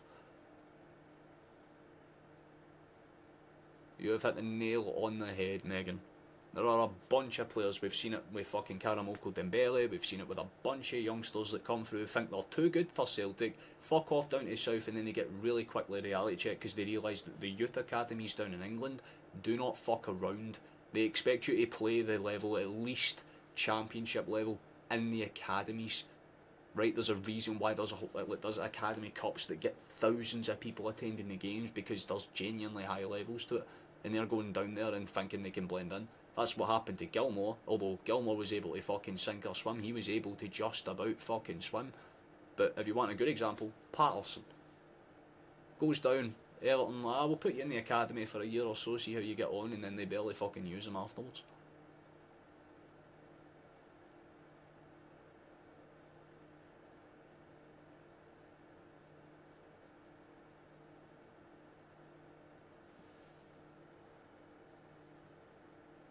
Wait, why are you talking about Liam Delap? Are you talking about Ipswich striker, or am I tripping balls? Because Delap's in the... is he from... I don't know. If my brain remembers that right, but Delap rings a bell for some reason. Everyone's coming down the left side. Kuhn isn't in sync with Ralston. I'm not necessarily sure if I would agree with that one, Garrett, considering the fact the first goal was a cross from Ralston from a pass from Kuhn into the box, which was pinch perfect towards Maeda. And there could have been a second where Ralston put another really good into the box. I wouldn't say that's true. They're linking up more than fine. It's just the fact that Maeda and Taylor are getting a lot more involved because of the fact that we're using Rio as the anchor player. Like, if you look towards the way that McCowan's playing, he's pushed a lot further up the field than Rio is, so you can get the left hand side involved a wee bit more, because you've got Kuhn basically penciled out on the right, trying to wait for the kind of outside pass, while Maeda tends to like to actually step in. So we have to kind of take the promise and premise of that and kind of work with it from there. But I think there's a lot of things that we're doing right. I think if we're looking at tweaks and changes, all I'm saying, get Joe on, get him on, get him on, get him on, get him on. I want to see him. I want to see my boy. I want him back. I miss him. I miss him. I miss him. I want to see him play fucking football. I don't care, man. Everything else does not matter as long as I see Jota grace the pitch with his presence again. There's a reason I picked him on the fucking thumbnail. The boy is good. The boy is absolutely good. So if we can get to see some minutes for him, I'm more than content. That's probably one of the only changes I would really recommend. Other than that though, maybe get Kenny on. I know it sounds dumb, but if we bring Kenny on, then it means that we're guaranteed to have either fully fit and rested for Dundee, which is nice, because it means that we can give Kenny a couple of, actually give him a fucking starting match, which gives him fitness minutes for the cup match against Wraith, and then that means either's fully fit and rested for the game against Bayern. That's my thinking.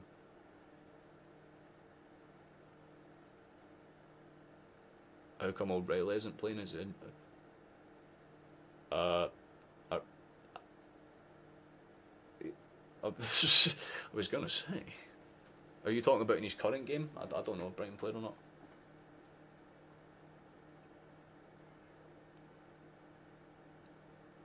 Yep, my exact thinking as well, Rob. Exactly my thinking.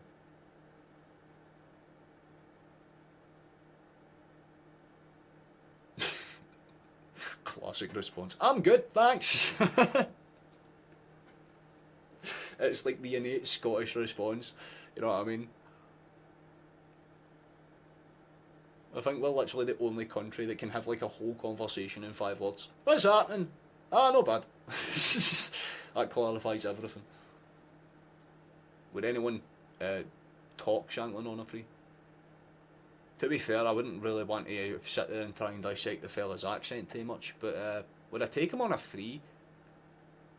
Yes, but no.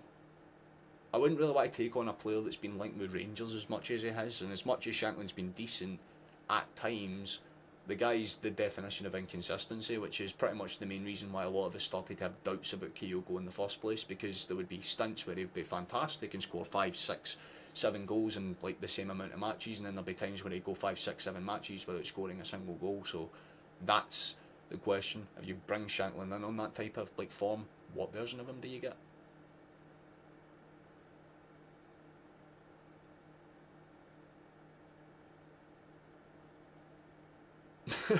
I'm alright, yeah, aye. Saying the second half's finally about to get going, by the way, so we should switch back to this one because we'll be kicking off pretty much by the time we switch back from this screen, I think. We are. Game's going. Ball's going to be sent forward and there's already a foul. Fuck's sake. Taylor's brought down Armstrong. I mean, to be honest with you, it wasn't a foul. He's just a fat diving bastard. Oh, there we go. Brian. Yeah, I don't know why isn't probably getting started at Brian or whatever. It could just be a simple case that they want to kind of prioritise him. He is still young, keep that in mind. Premier League footballers take a season or two to really settle in. Awkward, awkward! Get it away, fuck's sake, Rio, man. You were fucking loitering on that one, Chief. Kind of like standing and staring at it for a second before he decided to swing his leg at it. That could have been dangerous, especially if O'Donnell decided to get on the other side of him instead there. It looks like Motherwell are looking to go with the direct approach sent forward by Sparrow.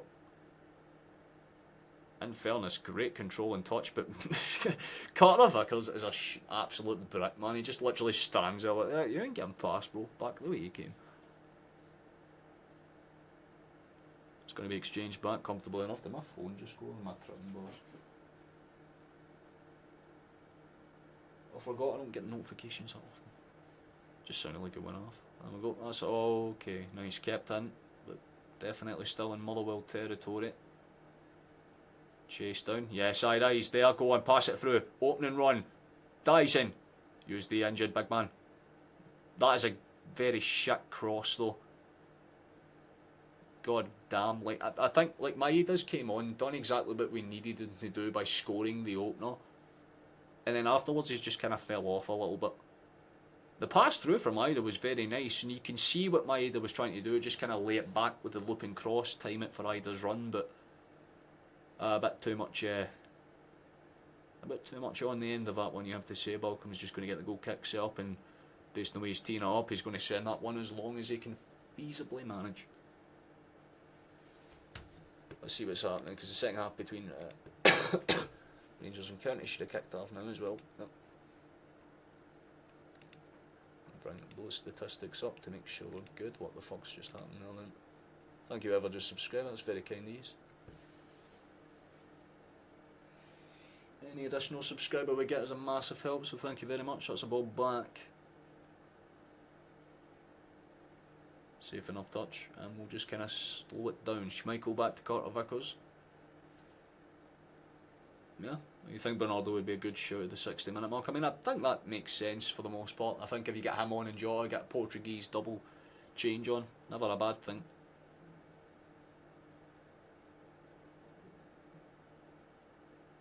And like I said, if we can get one more, I would say, before like the 60th minute or so, maybe get Kenny on. That's a great pass, actually, and we could potentially have that opportunity. Good chance. It takes a big deflection off our Motherwell body, goes out for a corner. There are claims of handball, but I don't honestly think there was too much of a claimants for it. Definitely comes off his chest area, but I think he was just kind of pulling himself up to like not get involved.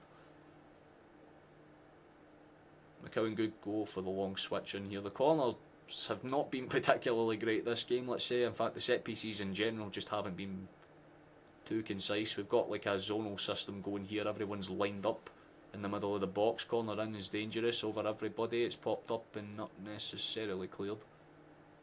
Rio could just play it safe and go for the chase down, but there's nothing really too dangerous about that. It's all about the simple football for us right now. The start to the half is good. Motherwell are trying to entrap us. We're kind of just playing around the outsides of them, and that's more than fine. I mean, if we're doing this, then at the very least it keeps them off our arse, and that's about as good as you can ask. Simple enough for Carter, sends it back, and there could be a long ball on here. Rio's picked that fucking perfectly, by the way. What a touch for Aita. Ball into the box, please. It's a big deflection. It's an own goal and it's game over. It has to be. It just has to work out like that for him, sadly. But for some reason, if Ida can get that ball in towards the 6-yard box, for some reason it just becomes a lot more dangerous. And the pass in was very good. Forced the defender to react, but I think it's Blaney that's tapped into his own net, although it might be disallowed for offside. Either might be offside with that initial ball through. They'll check it. I have a feeling they'll check it, but if not, he does absolutely fantastic besides that. But it's a question of if that ball in behind has put the Irishman offside or not. The ball across was fantastic. He was looking for Maeda, but obviously, if you're the Motherwell man, getting anything in the way is better than just letting it go through you and leaving it for a tap-in. But it's going to be a close one, I'll tell you right now, because there is a chance it might get disallowed.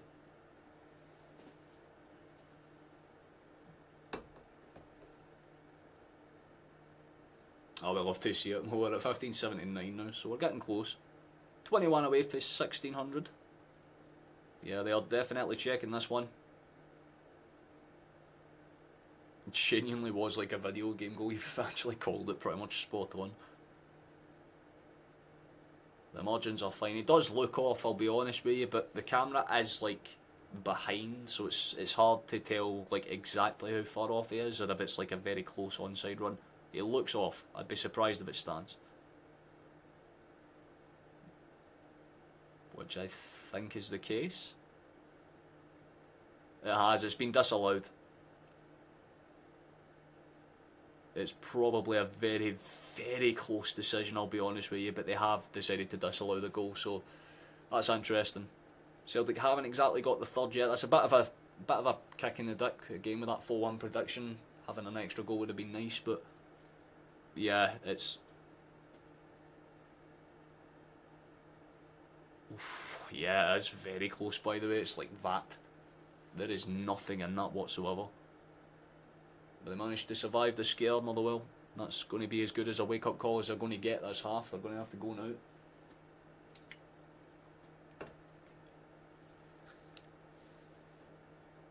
That's disappointing. Who scored it? It was an own goal off of the back of Motherwell's defender Blaney.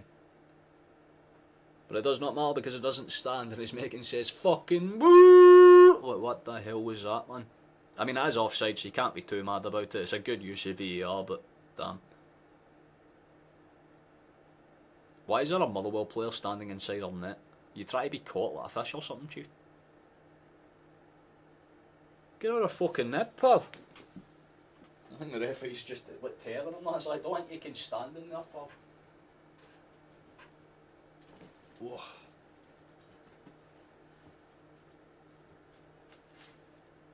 Ball into the box, over everybody and into the hands of Schmeichel. Good stuff, big man. Simple and effective. What a fucking cannon of a throw that was. Maida was on the chase and it's going to be cut out almost instantaneously, but...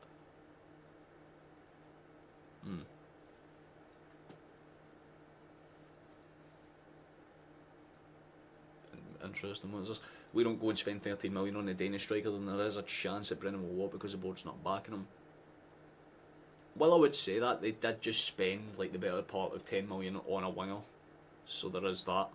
Like, it's a tough one, you know.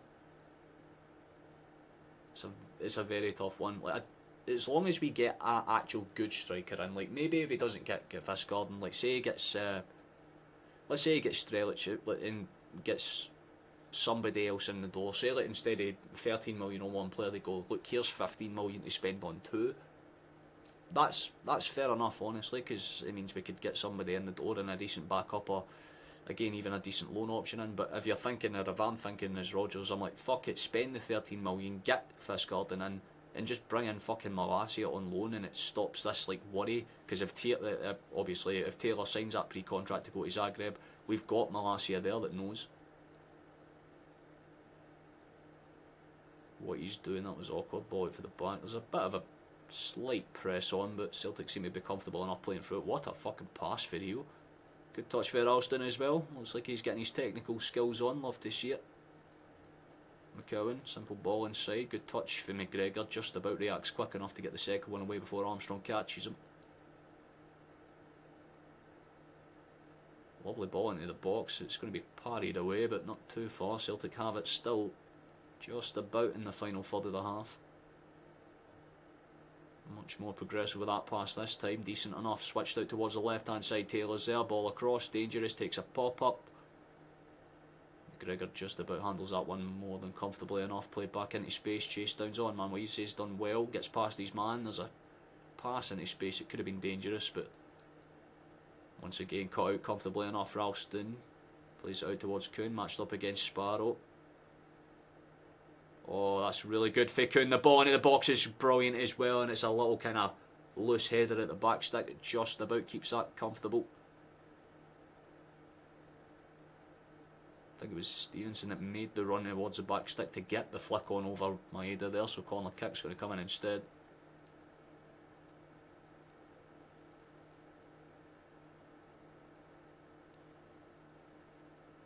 Interesting. If it does not get some firepower from the board and listen some purse strings, and it won't stick around for long. Well, they'll definitely get some money in the summer, 100%. That's like a given, I would say. But it's a case of, do they want to take any like risks that they don't need to? Because I mean, if you're the board and you're like, usually if we would go for Champions League runs and all that stuff, but we did get drawn against one of the harder fucking opponents, so it's one of those where they might just prioritise making sure that we're good for the league and stuff, and then focus on actually building up a God squad next year. Like actually, you know, bringing in 2, 3, 4, like 10+ million signings, and basically just saying, look, we're going for it now. Which I wouldn't mind if that's what they do, but they'll say they'll do that, and then they'll bring in like 1 10 million player and be like, that's good enough.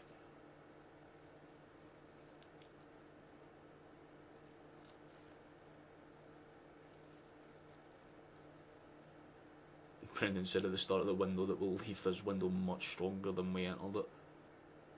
Well, I mean, I guess that it's right in some aspects, I guess, but we'd need to see what the full completed transfer list looks like. The ball in the box is decent there, but that's going to go straight into the hands of the goalkeeper. Ooh. Ralston reacts on, Jesus Christ, he gets wiped out there. There could be a card coming into play because of the late catch, but I think he might just be having words. I like that. In fairness, this referee has been very good today. Give him credit where he's due. He's playing like a relatively like even game. He's given like very consistent calls for everybody. We've got KT, but who knows when he'll arrive. Well, that's the thing. We know that we've got him in the summer, almost got like 100%, but we're still trying to adjust and get the deal in to get him across the line to obviously join on a loan, obviously, for the kind of initial 6 months, and then we just bring him in full time. But obviously, Arsenal's argument is that they don't want to pay wages at all. It's either take him fully or basically just wait till he's out his contract. So a little disappointing in that aspect, but I feel like if we got like a 50-50 type deal or even a 60-40, Thompson's raging here. Looks like he's going to be forced off. Just spiked his water ball into the ground, so I'd hope to see Tierney here by the end of the window. It'd be brilliant. Oh, dangerous. Still dangerous. Have a shot, Taylor. Do it, big man. Why wouldn't you shoot there? Why wouldn't you shoot there? That is fucking dumb. Sorry, but if that was literally anybody else on the pitch, they would have shot that there. That was the best possible position to be in for a crack. McCowan's got a chance though, and that's much better. That's exactly what Taylor should have done. Gets the shot on target at the very least, but it's been pretty much struck straight into the hands of the goalkeeper. Malcolm didn't really have to do too much besides just get down and wrap his arms around the ball like he's liver at night. Meltdown in progress for Humst. I wouldn't say we're in a meltdown, not by any fucking means, Jesus. Still have time, there's still another day or two.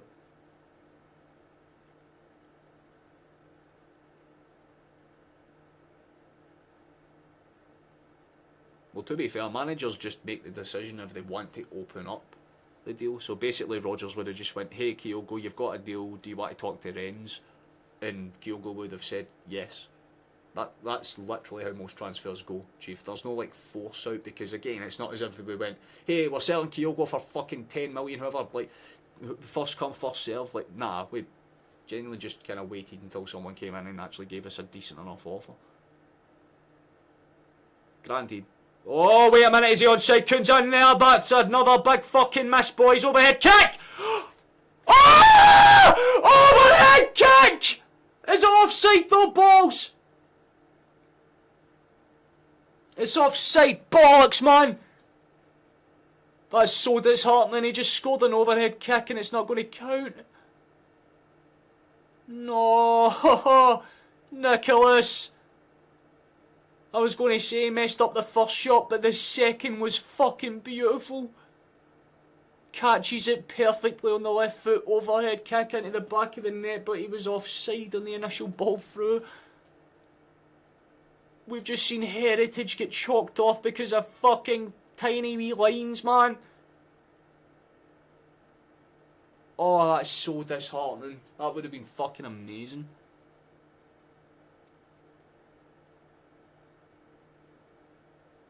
Oh man, that's heartbreaking. That's genuinely heartbreaking. He deserved that, man. He absolutely deserved that. It was a fucking brilliant. It's not like one of those really scrappy overhead kicks where it's like for 6 yards either. By the way, like this is like past the penalty spot. Catches that fucking pristinely and it dips in as well. Like that would have been easily a goal of the season contender, especially considering how easy the first shot was to miss. Good summarisation. Damn, for fuck's sake. Like, yeah, back to back, just oh god. That would have been on highlights forever. Exactly, like every single like fucking sports scene is like, before we start, and they just show the clip.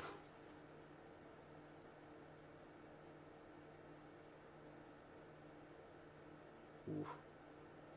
Well, we've already scored 2 disallowed offside goals this half.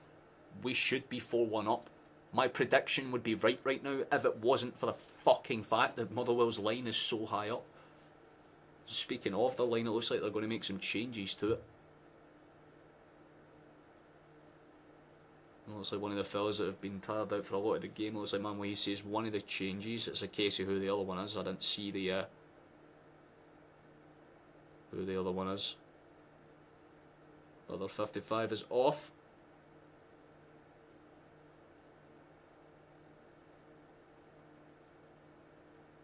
Is it Nicholson? It is Nicholson that's coming off. And there's going to be Wilson that comes on. You and Wilson and Planche. Get Jota on, please. That's my thinking now. I want to see my boy. Respectfully, I've been sitting here for a while. I want to see my boy.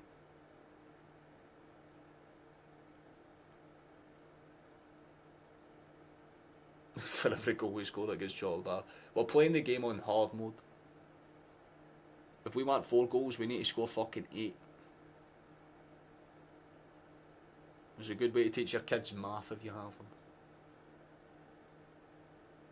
Oh, loose touch, could bounce in Motherwell's favour. The only thing that's concerning me right now is the fact that Motherwell are still just within 1. And they can technically do what they did at the fucking end of the, or midway point of the first half, I should say, where they could just look, oh, there he is! He's getting warmed up! There he is! It's our superstar for Portugal, he's ready to ball! Oh, dude. It's been a minute, man. It's like fucking bumping into your ex after about 5 years, you know what I mean? You're just like, wait a minute. How do you look better than you did before? Good shit, ball forward, go on, chase it down. Skits in behind, decent enough. Oh, still pressure on. Good enough for McGregor, touch to the sides, nice. Rios dips it over, but it's going to be cut out comfortably in the end, to be felt. By Planche. I know his name's Planche, but Planche just sounds funnier to say. Shot for range! Oh, you're kidding, man! We've had 2 fucking brilliant goals nearly happened, but not quite. We've just hit the post for Ida for range. Oh, and it's been sent over the top as well for... Oh, dude. That might have either been one of the best saves onto the post I've ever seen, or just... Oh, it is a save too, by the way. Fair fucks to Balcom, man.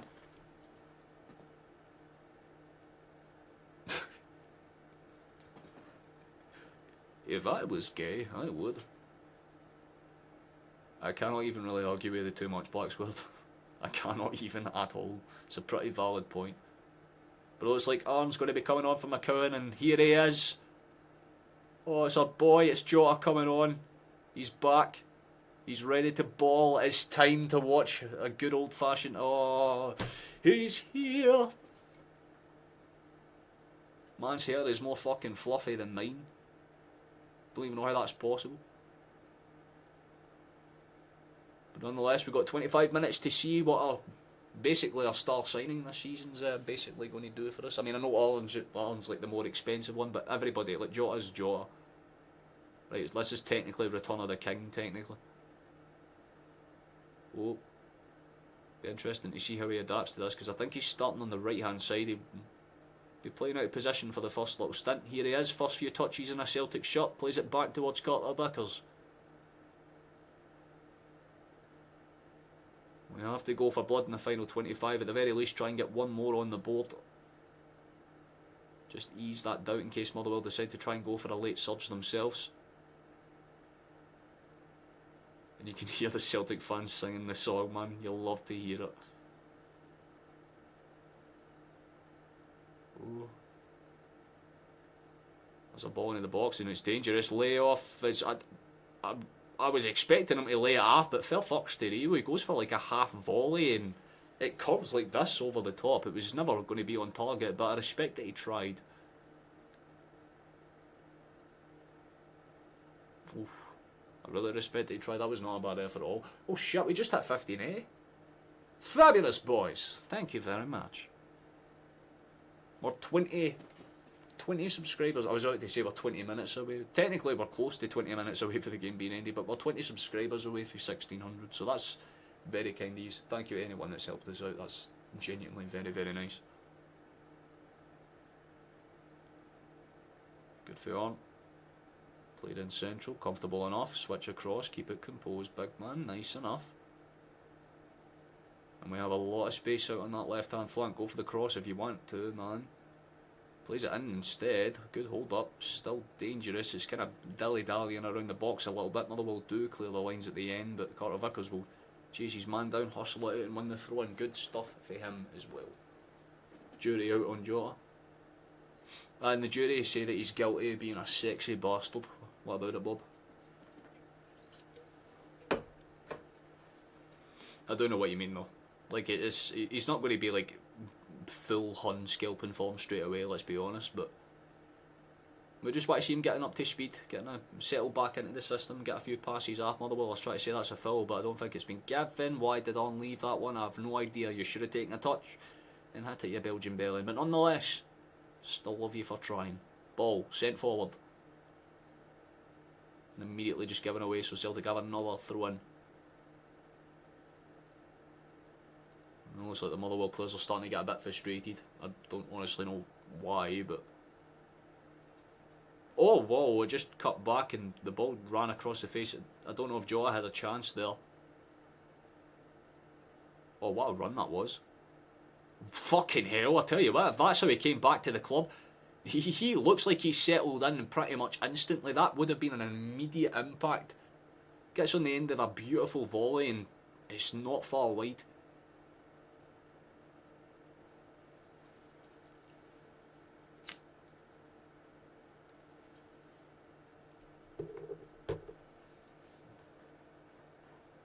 Balkan blasts it as high up the pitch as he can. Oh, what a touch, Adam Ida, you sexy boy. Good stuff, man. You love to see it. He's having a fantastic game, Adam, man. Fantastic game. Hold up play has been on the point. Here we go. Nice. Hold up touch. Good. Run it. He runs it and he Ida. And again, the first touch, the idea was so fucking nice. You can see the wry smile, because if he got that off, he would have laid himself off perfectly for a lovely goal, but he just doesn't get enough on the kind of back spin touch. The tie smashing 4 shots over the bar is always a given. There are 3 certainties in life: death, taxes, and a tie missing a shot. Decent, steal it, calm enough. I ain't too fussed by this in the slightest, man. We're playing decent stuff. An extra goal would just be nice for the morality.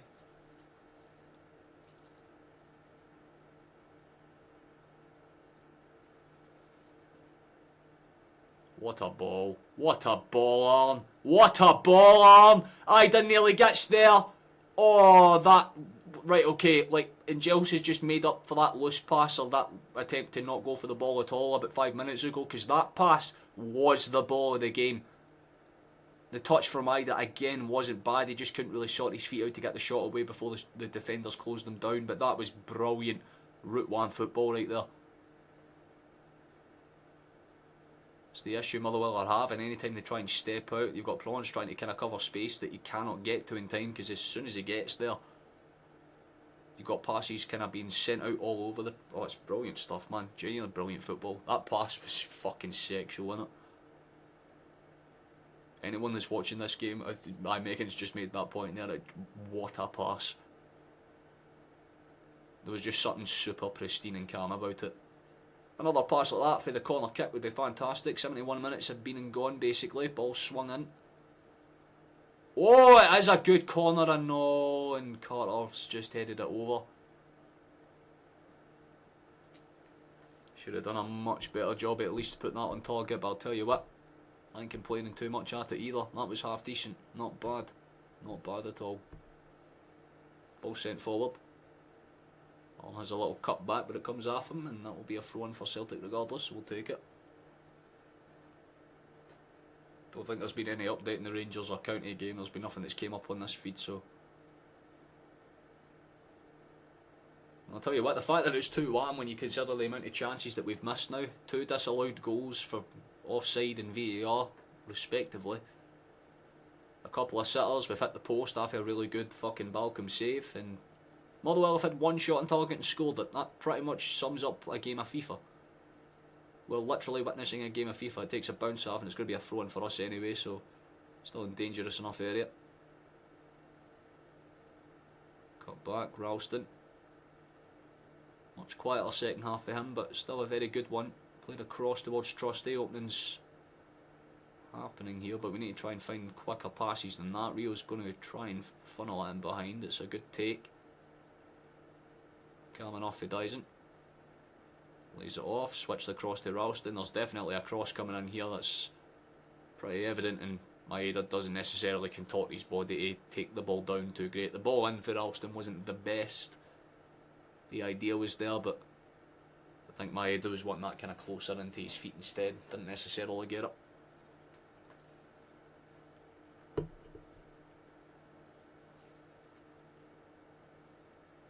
Oh, I should do this while we're on a little bit of a break, you know. Plugging time. We're going to do a bit of plugging. Members wall. These people are very cool. I think I need to take a couple of them off the wall because I think the gift ran out for a few of them. But these are the members, at least for the stream anyway. So thank you very much. Well, I was going to say why didn't it load them on the screen now. We're back.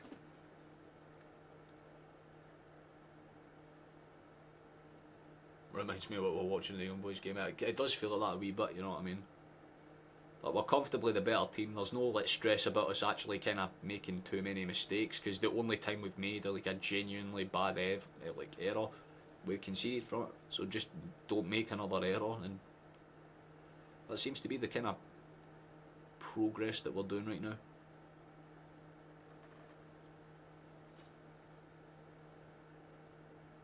Simple enough. Just keeps it close to feet, and as long as we're doing that, that is honestly more than fine. I do not mind that whatsoever.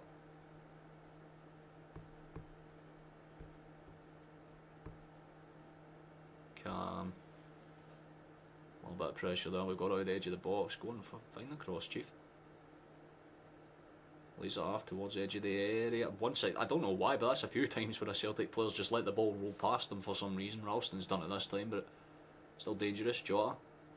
Cut inside, Arm just lets his man get towards him for some reason. I think he was trying to buy the foul and for some reason decides to put his fucking hand on the ball. Why would you do that then, dumbass? Arm clearly looking for the foul there, and while it is a foul, you don't do that. That's just... I wouldn't say they're useless, Jesus. It's a bit harsh, man. So Thompson's staying down, the 56 for Motherwell. Maybe there'll be a change coming on for the Steelemen, a late one anyway. They've already been forced into a one in the first half. They've already brought in a couple in this one as well, so I'm pretty sure they have one change left, but maybe two actually. I think they have two changes left. I think they might need to be forced into a slightly earlier one. He's up on his feet and he's walking off the pitch at least, so that's a positive.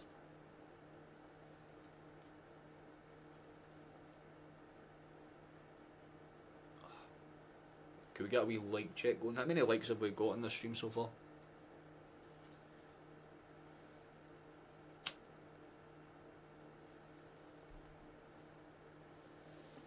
Anything more than 30 and I would consider a pretty decent hustle. Patrick from Bowers, subscribe. We'd love to see it. We'll shout out Patrick, we'd love to see it. But having trouble getting onto live chat. Just tell me to refresh. That's usually what happens with a few people. If you just refresh it, go back onto the channel, should load up more than fine. They're going to make their final changes. They've got Stradowski coming on, and Dixon and Thompson and Halliday are coming off. I'm not going to remember Zadorowski whatsoever, so I'm just going to call him ZD.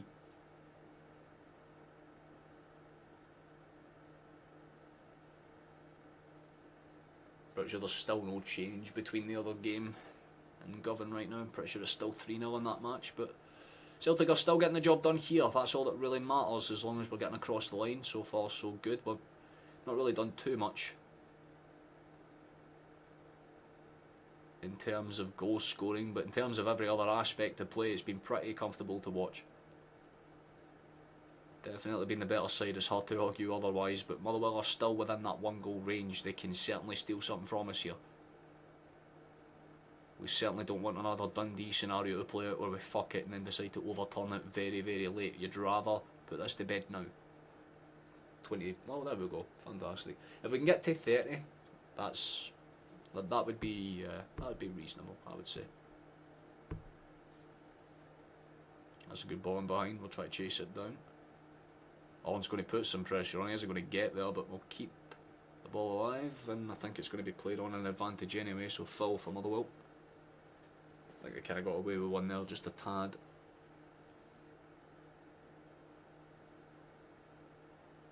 Looks like the final, well, one of the changes for us. It's going to be Yang coming on. Not a bad idea, just to make sure Maeda's rested and fit. But I was really hoping we see Kenny. But genuinely, like, maybe there's a double change, who knows. But I think it's just because we're not 2 goals to the front and we don't want to put that on a kid again. Set forward by Motherwell, but not. To be fair, did he keep that in? Somehow he did. We need more goals, absolutely. Don't understand why Kenny isn't on the pitch yet, or how we're short on strikers. Or how short we are on strikers, best should say. Well, hopefully after this, it's a wee bit of a wake-up call to be like, listen, we play well, but quite clearly our big problem right now is the fact that we've had a lot of shots and the chances have been quite squandered. On a few occasions, I might add as well, so... Good ball. That's not going to... why would you step in there, Jota? That's silly, son. Catches his man and it's a foul. Motherwell will be able to just kind of stave the play momentarily. But it will give time for Celtic to get their change on at least, and it looks like it's going to be either. That makes no sense to me whatsoever, but my imagination is pretty much what Watchel just said there. It'll be a case of play Maeda through the middle. Potentially even Jota might play through the middle. We don't necessarily know.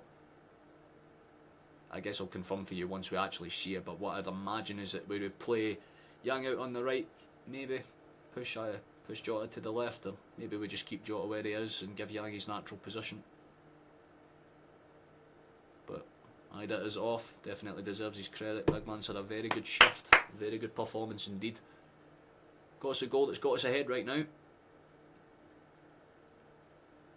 Looking forward to seeing Odenholm playing for LAFC. I really did want to see him do well at Celtic, to be honest with you, but I hope he has a good stint out there at the very least, you know what I mean? It'll be nice to see that, to be fair. The MLS has actually done that with a few Celtic players now. That's like Patrick Klimala, Lewis Morgan, Gukamakis, fucking Lila Bada. The MLS seem to really like the Celtic players. It makes sense to rest them, but I think Kenny would have been the more sensible switch. You could have just gone for a straight like for like swap and taken off our finishing threat, especially when there's still 10 minutes in the game and there's still all the opportunities for Motherwell to get something out of this. You don't want to take off your kind of lethal finisher. Sent forward, should be a for one for us, just inside of our own half. Good cut out by Payton, give him credit there.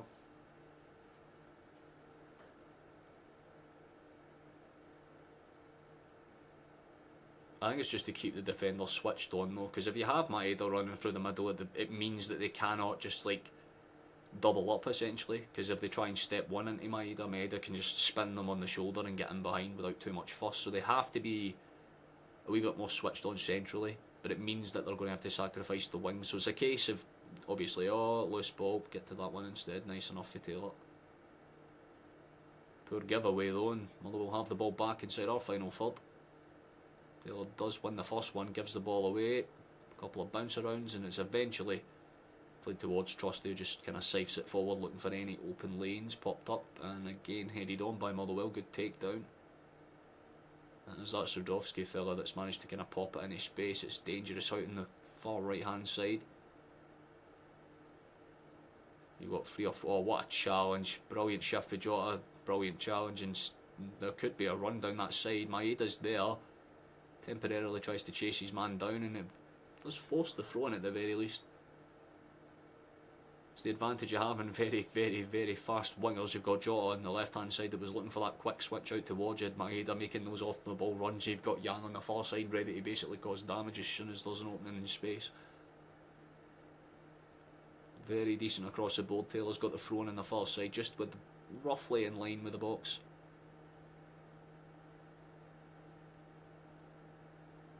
Must to try and get this one down quick, force a kind of corner in as fast. Oh. It's going to try and force it out towards the corner flag and try and get it in as fast as possible. And we tried it, we didn't succeed with the cross though. Back towards Schmeichel, and he'll just send that straight back up the other side instead. How's your header? Actually very nice for Yang, give him credit, that was a very calm header. Played into space. Maeda tries to hold it up, he's up against 3, manages to hold it up enough to get Yang on the end of it, and it's a good pickpocket take for Yang, manages to kind of shadow it across, gets it into space, and the ball into the midfield is open. Have a crack, Rio. Plays it in instead for some reason, I don't know why we keep doing that. Ball into the box, shot. Dangerous, spilled, though it's not too bad for Yang. I mean, there was not enough power on the shot at all. Oof. But I like the idea. He does well to like shift it to his left hand foot, well, left hand like foot to force the shot away. But in fairness, Barkham does well. Just gets down fast, tips it around the post. No real problems there. The Royal Rumble, man. I've not watched that shit since I was like 15, 16. But vibes. Love to see it. I hope it was fun, man.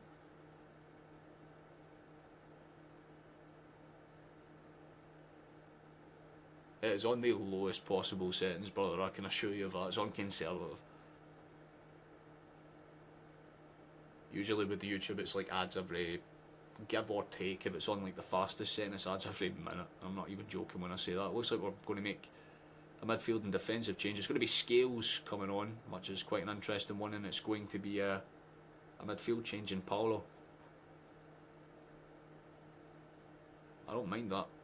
So Scales is just going on as a like for like switch. He'll just play out the last 10 minutes or so with the additional time at left back, and obviously Bernardo is just a like for like switch for his man.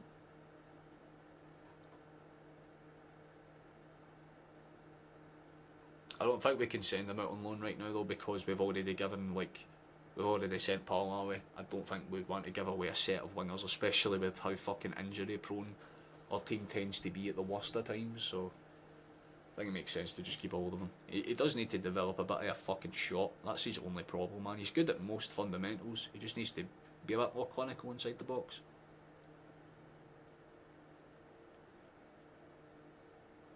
Man's got a corner kick here, potential for danger.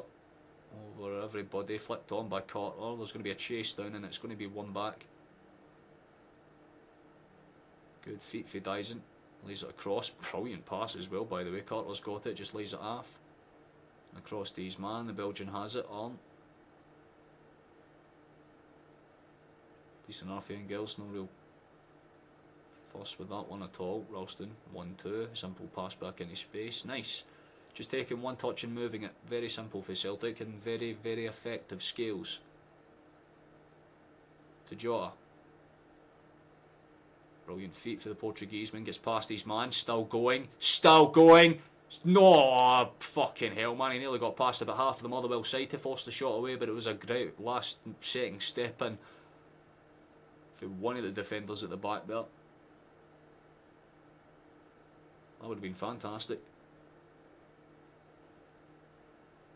Wouldn't he mind getting parked by women wrestlers, by the way? Everyone has their preferences, to be fair.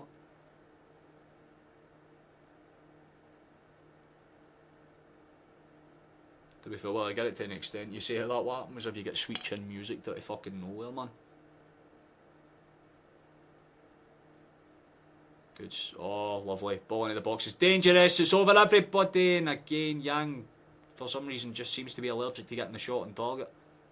Just kind of rolls off his head instead. It's...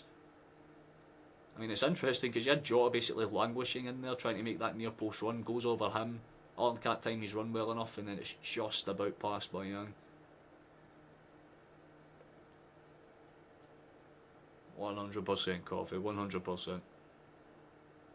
Hopefully we're in the process of getting that wrapped up pretty much either by the end of the day, if not tomorrow.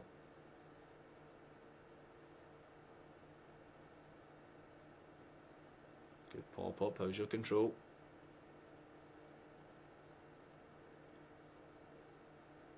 Apparently, I guess Motherwell were offside. I honestly didn't see it. Oh, Rangers are 4-0 up against County, fair enough. Maybe going for that 5-star type of performance. But you know, it's statement, a beach to their own, exactly. I mean, to be fair, yeah, I get it. Jesus Christ, man, I remember being a kid in the trampoline pure doing like fucking swanton bombs off that shit, man, that was fun as hell.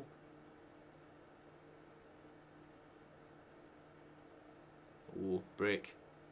Potential break anyway, out towards that left hand side. Here's a potential run on.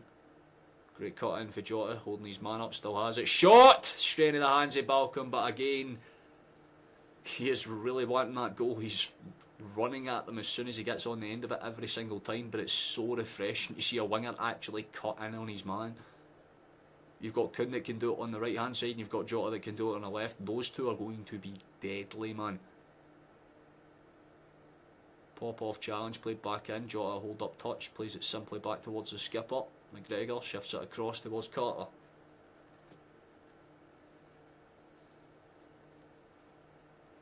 He's not like what you would call like a goal contributions winger, but he's more of a like refined statistics winger.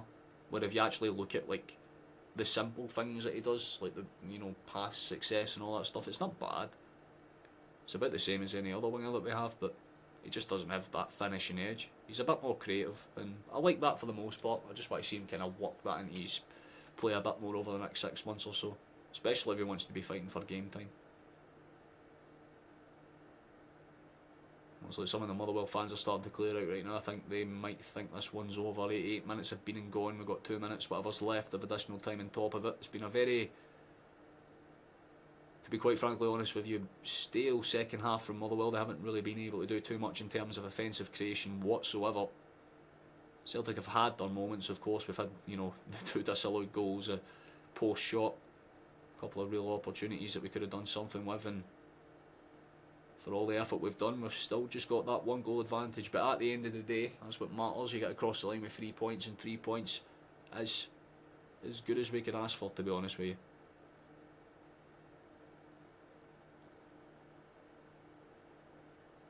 Here we go. From what you've heard, the Slovakia striker has agreed to be part of from the final 3, so that the crispy Garden, fair enough.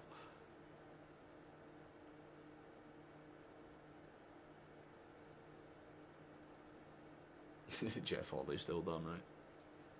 It's the only way to swanton bomb, man. Literally just like jump off, float down like this, and then at the last second just.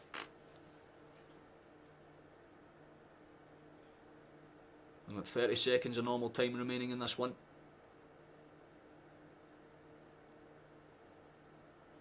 It looks like Celtic have done enough.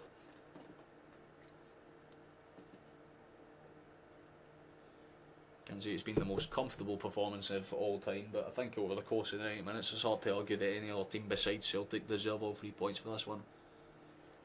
Motherwell have quite literally made 1 chance and scored it, so give them credit for that, man. We've had a lot of shots at goal, very few on target, but when we've had them in, give credit to Balcom. He's made some good saves, man. You'd say he'd probably be Motherwell's man of the match.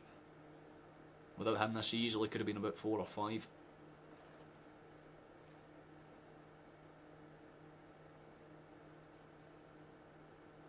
He wants to win the Champions League this year and the next. Now that's the type of optimism I like to see. Ball played into space. There is about 4 minutes left of additional time in this one. We've already played for about 30 seconds of it. Jota, box, dangerous, cleared away. Have a crack, Ralston. You might fucking well, big man. Boo. Plays out towards the right hand side instead. Yang has it. Gets it back to his big man at the back. Carter Vickers lays it off. Played into space. Good take and touch, actually. Give credit where it's due. It was nice there. Celtic are more than happy to just play around the line. I think they're content by just getting across the line with the 3 points. It's been a very, like I said, strange game at Fir Park when you consider the circumstances. 2-1 definitely doesn't really summarise how this game is played out. Good for Jota to get it into the box, and the cross could have been dangerous, but again Balcom comes out, claims it quick enough. And they're looking for any potential break as fast as they can. They're trying to find a way out fastly here, and tell you what, Celtic bodies were a wee bit slow to maybe get onto him. I scored 2 but should have scored 10. That's probably the best statement that you could have actually used to sum this game up, honestly.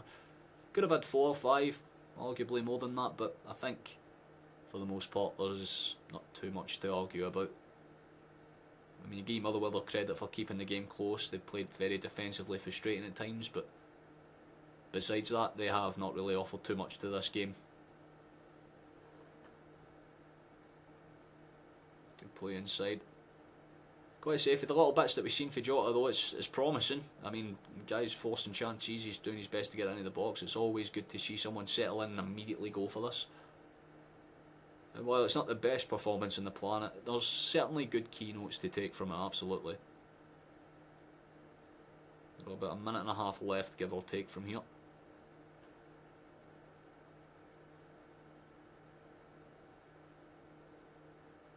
We're supposed to play Bayern in the final, but we'll pump them here and get an easy win. Exactly at Rogan. That is the way of thinking. That is certainly our way of thinking. I'm just happy that we're at home first, because at the very least it means that we can set ourselves a tone. Like, if we manage to win at Celtic Park, then obviously it means that we're going back towards the fucking Alliance, and it will be it will certainly be interesting, but we need to give ourselves just a chance. Any form of chance would do.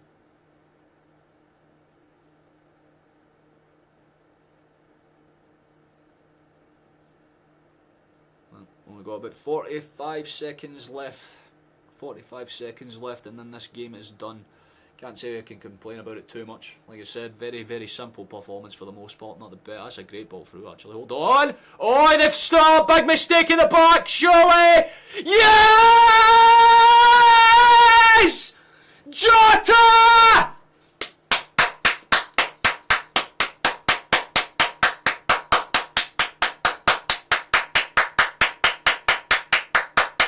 I should have taken a breath because I'm nearly having a coughing fit, but it's him!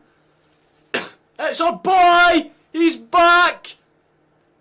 Oh my god!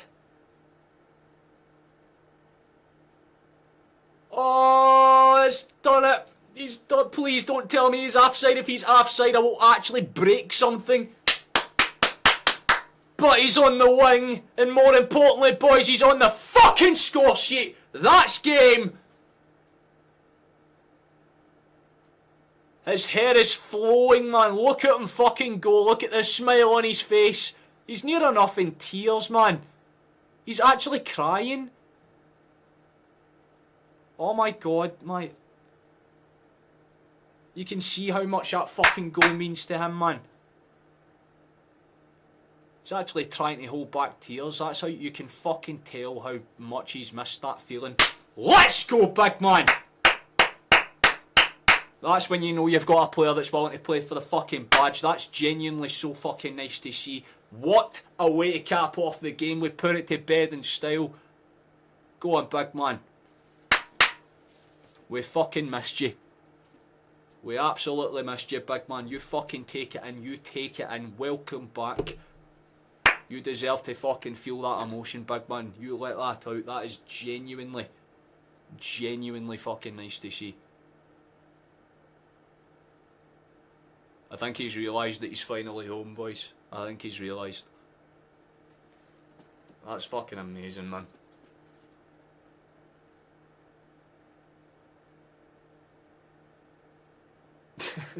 That's more than valid, honestly.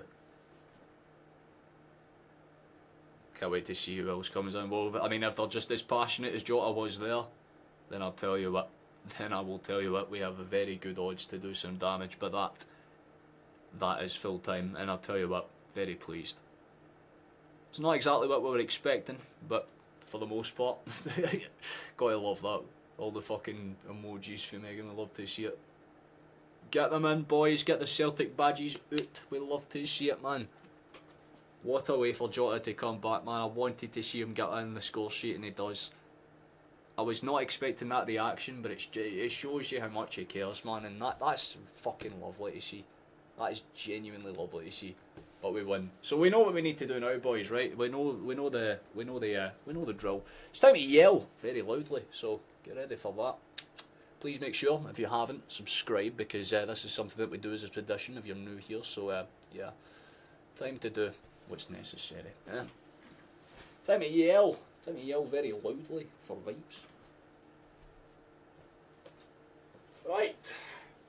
So, for the victory, for the win, and for Jota's majestic fucking hair.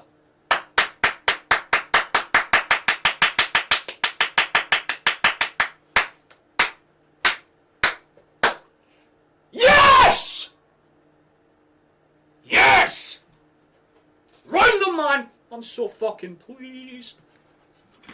We win these. We win them. We're good at football, boys. We're good at football. Let's go. That was nice. That was nice. We got Jota on the score sheet, man. He's got tears in his eyes and fucking ice in his veins, Lizzie. He's an absolute goat. We love to see it, man. We absolutely love to see it. Good way to wrap it up, I would say. Very decent indeed. We managed to... Oh, actually, fuck, I need to show you the table. Just for vibes, just so that you can get a little rundown, but... Yep. Dyson scored first minute, and we scored in the last minute. That's pretty much about as, you know, start as you mean to finish, and we started as we finished with a goal. Fantastic.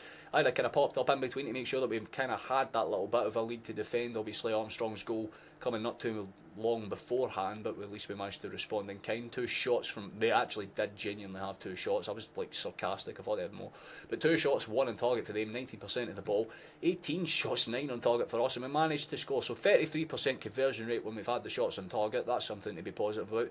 Great pass accuracy, nothing to complain about in that sense. And more importantly, make sure that we just keep ourselves quite comfortable on the table. We still have that extra game in hand over Rangers. That one's to be played against Dundee in a few days' time on the 5th, like I've talked about earlier. Motherwell obviously don't necessarily go anywhere as of now. They just stay as is, but that could have been potentially crucial for them. It could have pushed them up as high as 5th, and obviously if Aberdeen were to make a mistake, which they've been doing a lot recently, then there's always that chance they could slip up. But Celtic and Rangers are starting to really make the gap quite abundantly clear, but Celtic, more importantly, just kind of do what they need to do to hold firm.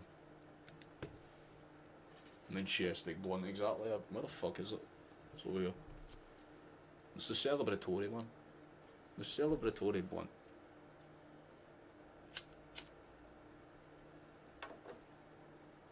We do appreciate that, Kevin. I just like your name, it's cool as fuck. It sounds like, do you know that like fucking iCarly show? You know? Gimme!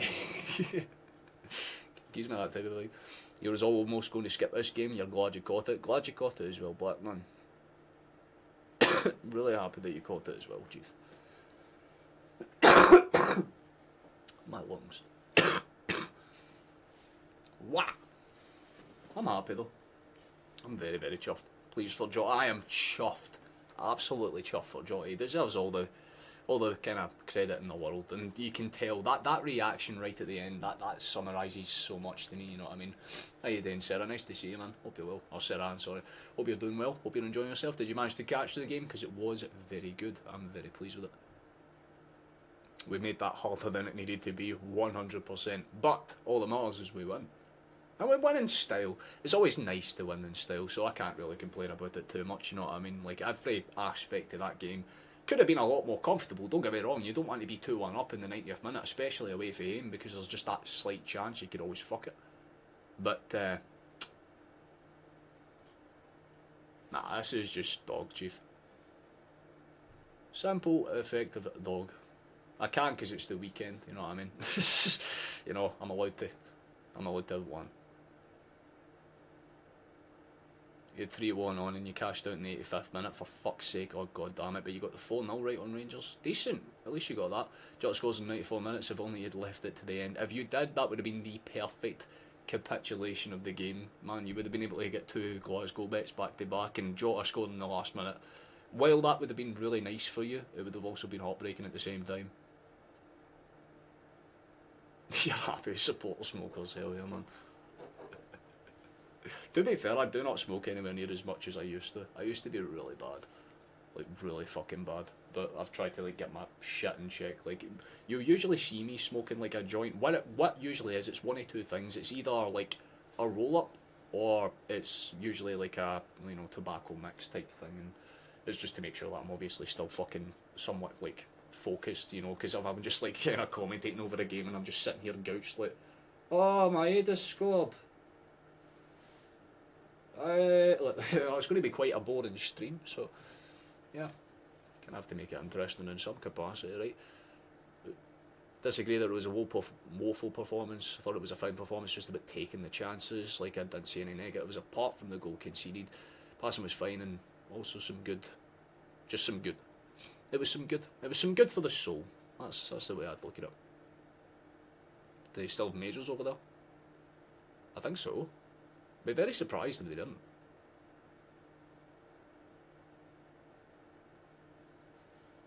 Unless you're watching a different game. I can see why people are frustrated though, because if you have 18 shots, 3 goals, and 2 of them are very strange in comparison to some of the chances you've missed, that game could have ended about 6 or 7 today. I think that's what people might have like a slight kind of complaint about, but all I cared about is that we just had a very stable performance, and I did say it was either going to be like 3-0 or 4-1.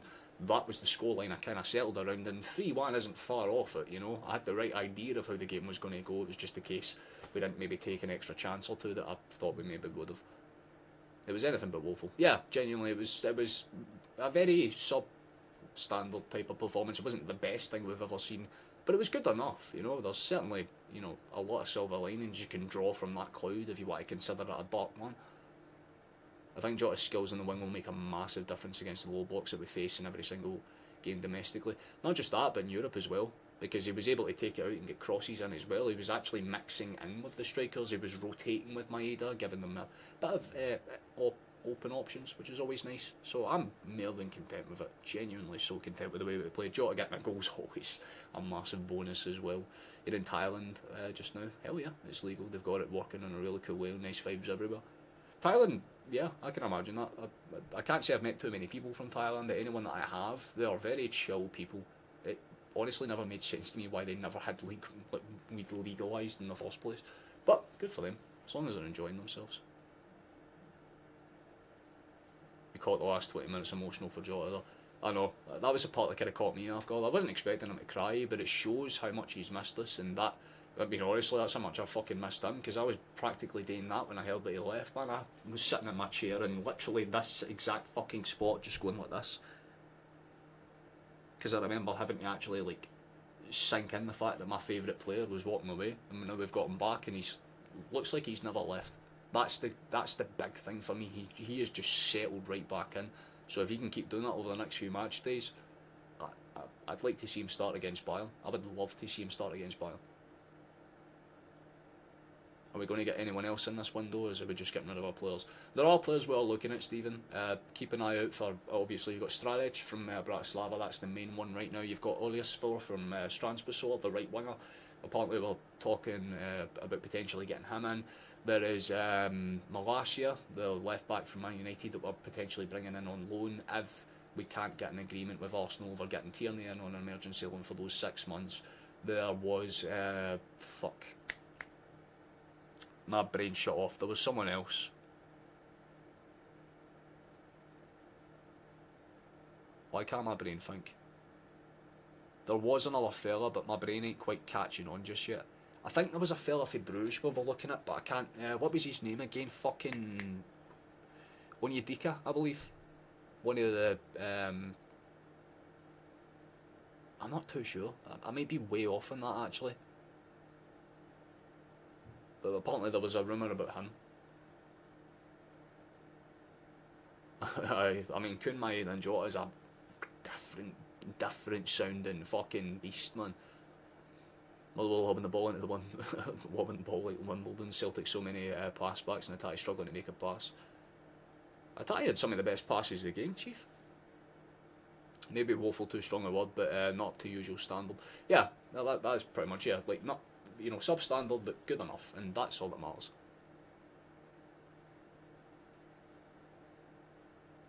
I'm just glad your brain shut off as I got an advert halfway through your reply. YouTubers, it's fucked up with ads, man, because I put it on the low setting, so what it should do is every like 10 to 20 minutes you get either one unskippable 15-second ad, or you get 2 ads. The first one's 5 seconds and the second's skippable after 5. But I don't have any other settings on besides that. Sometimes you'll get longer ones, don't get me wrong, like, but I don't get it honestly.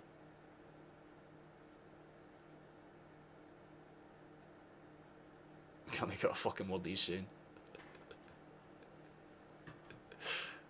Listen, how does it go? Cannot complain about it in the slightest, man. Cannot complain about it in the slightest. So, I mean, I guess we can just vibe, chill out for a bit, and then we can figure out how to wrap this stream up in a relatively respectable way.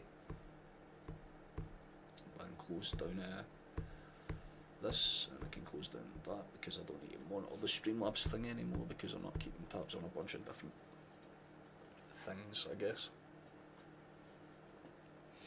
Well, let me ask you, say right now Celtic are operating on a budget around 20 million, who would you say we bring in? That's the question I'd ask you, Scott. Like, if you're thinking off the top of your head, is there any particular player that you can think of that would make sense to buy? Because there's a bunch of options, man, but it's a case of like finding the right one that fits in with the system, that's not just cheap but is willing to take a decent wage cut, because that's the catch out. You can always buy a player for like 5 or 10 million that's way below transfer value, but you have to then back them up on wages, right? Like, that's the issue. That's usually the catch out. So was Jota's goal good? Jota's goal was actually very nice. Like, the pass across the face of the box with Maeda was clean as fuck, and the timing of the run with Jota was literally like, say man is here, Jota is here, like Jota cut the run perfectly, like cut right across his man at the perfect time and just tapped it in at the back post. Basically, it was a simple finish, but a very well worked team goal, very similar to Aida's second actually for Celtic today. It was very like, pass round, Maeda gets good ball in, and to be fair, Maeda, despite having a very weird game because he missed about 3 sitters, still got a goal and 2 assists. So easily he's man of the match. Don't get me wrong, he is sealed man of the match with that type of like output. But there's a couple of players that earned their keep today. McCowan was pretty good for the most part. Can't say he was bad. Taylor was very good as well, actually, might I add. Ralston was fantastic. Ralston was fucking great. So, you know what I mean?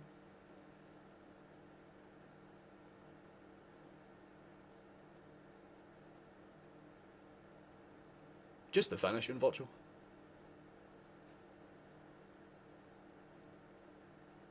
Just a couple of chances that we maybe could have took a little bit better use out of, but that's literally my only complaint. I ain't got too much else to say. The passing was fighting for the most part. That pass for Arm was brilliant.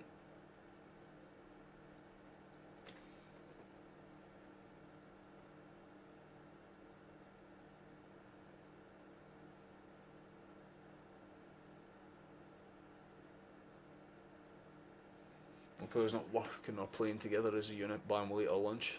I mean, to be fair, didn't they just like barely get over the line against Holstein Kiel? Didn't that game end like 4-3 and they were at home in that match? So it's not as a Bayern or unbreakable. They do have their off days. They just had more good ones than bad. And in Europe, they are a different beast. Let's be honest. They're finding their feet recently because they did start with a different manager, right?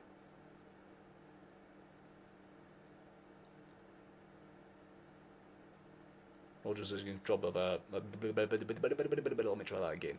Rodgers is in control of who the club signs. It's him that wants players that will fit into the system only. That's what makes it harder to sign players.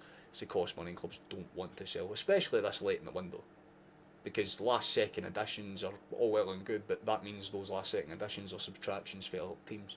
Say right now somebody came in and just last second was like, we'll take Carter Vickers for 20 million. Celtic would obviously take the deal, but then you're left with like a very big hole with barely any time to find anyone. And that's the issue that I think we've had with Kyogo, where if someone had came in at the start of the window, like the 1st of January, and went, here's 10 million for Kyogo, is that good enough? And we went, right, yeah, cool. That would have given us time to actually scout out a replacement, but right now we're just working on the premise of get anybody in that fits the criteria, and right now those 3 are Aniacho, Stralic and of course Fiskgarden. They're the 3 that we're trying to get kind of through. Fiskgarden's obviously not back most of the talk. Strelic has got transfer rules around him, which means he wouldn't be like eligible to play domestically. I think he'd be able to play in Europe, but he wouldn't be able to be a main selection striker domestically. And obviously Aniacho's obviously went to loan in Middlesbrough, so that doesn't even exist. That can't even happen. You'd sign someone for the Prem. Who would you go with? Would you go for like a defender, attacker? Because I mean, right now most of us are thinking attackers, right? Because I would always make who's a good middle ground type of player that you could go for? You know, like someone like an Alvaro Morata. Does that make sense? Like, I know it sounds stupid, but does that make sense? Someone that's like that type of player. I'm not saying Alvaro Morata specifically, because I don't think you'd be able to pry him away from where he is right now, but, you know, it's a case of who do you fit into the system? That's the question about it. Would be a striker 100%. Agreed. 100% agreed.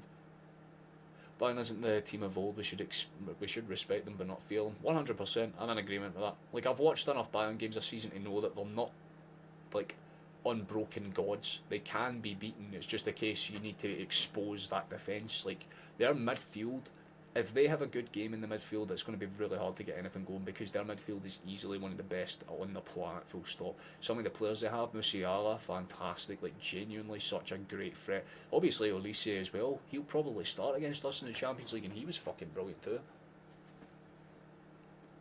I know, I'm not saying like Morata is in the play, I'm saying like a Morata type. You want someone that's a wee bit taller, can run off the ball, good hold-up player, can hit it for range, that type of thing. French Eddie on loan would be a perfect fit and cheap in the summer he's out of contract. I mean, I suppose. Salah, get him in. I'm sure we'd be able to coax him down to a wage of like 20 grand. Callum Wilson. Now that's interesting. It's not the worst shout I've ever heard, actually, to be honest with you, because, I mean, I know more for Bournemouth than I do Newcastle, I'll be honest. He was a lot better at Bournemouth, in my opinion, than he was Newcastle, but he is not a bad striker.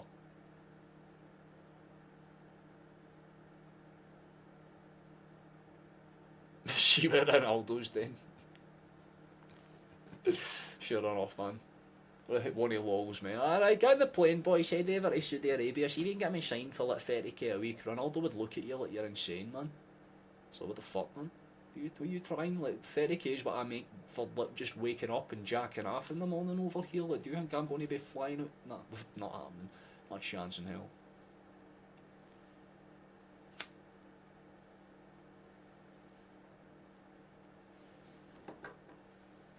It's just the case of deciding what the shot is now. I feel like for me, it'll probably be the JOTA one. It just pissed me off because I decided to have a fucking cough right as I was celebrating as well. I didn't breathe in. I made the mistake. But I think it's going to be the shot, so I'll try and get that up at some point because we're going to wrap up relatively soon. We're pretty much on 2.5 hours, give or take. All the bonds, just give him the 20 million wages. It's not even a striker as well. What about someone like a Chris Wood? You know? Like a proper like target forward.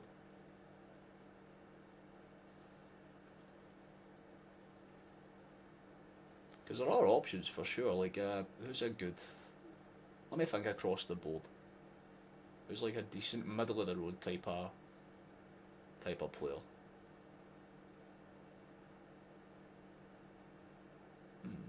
You could go for like a Paulo Dybala.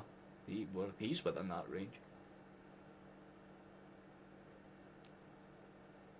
I typed him and then took it away.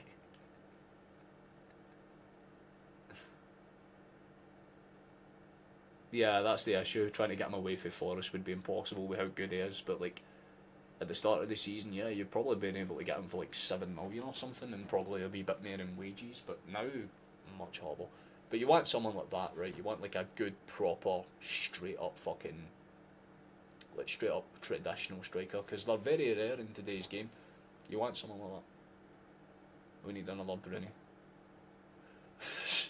Our midfield's the strongest part of our team, Chief. I think it'd be the one place you wouldn't really need to look for.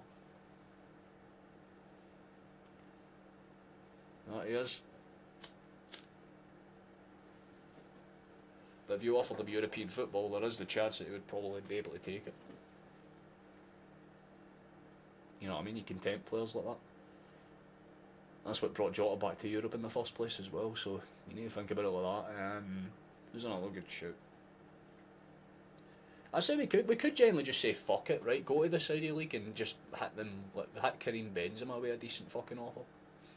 Get yourself a genuine Champions League fucking winner for probably not. Don't get me wrong, you'd be fucking paying your soul in wages, but you could get him for a season for like 15 million. Could always do that. But nah, I think honestly, as long as we get anybody in, I mean, I can take a quick look now actually before I wrap up stream, see if there's any like rumours that have came out just after the game or anything.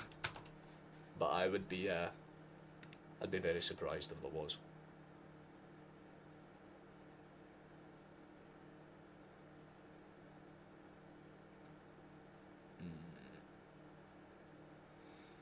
No, the only thing that's confirmed is that it seems that, it seems that Cummings is going to West Ham. Kleindienst from Mönchengladbach isn't actually a bad fucking show though, actually. Oh, what about Sorloth? Sorloth would not be a bad shout at all. Sociedad's like former striker. I'm not sure what he's doing. Or you could go for like a Danny Olmo for Leipzig. Oh wait, no, he moved to Bayern. Take that back. What about Sabitzer or something like that? Like you could. There's a bunch of different options for the Bundesliga. You could take your fucking pick. Damn. I suppose I'll leave it for food for thought, right? I suppose that's something, but yeah, there's definitely a couple of options. What about Patrick Schick? In fact, what about Patrick Schick? The big Czech?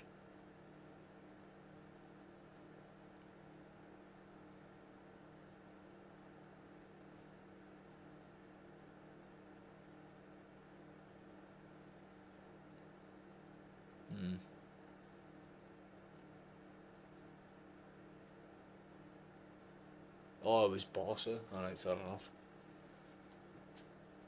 I was going to say he would have been like an alright like shout, try and pry him on loan for half a season, see what happens.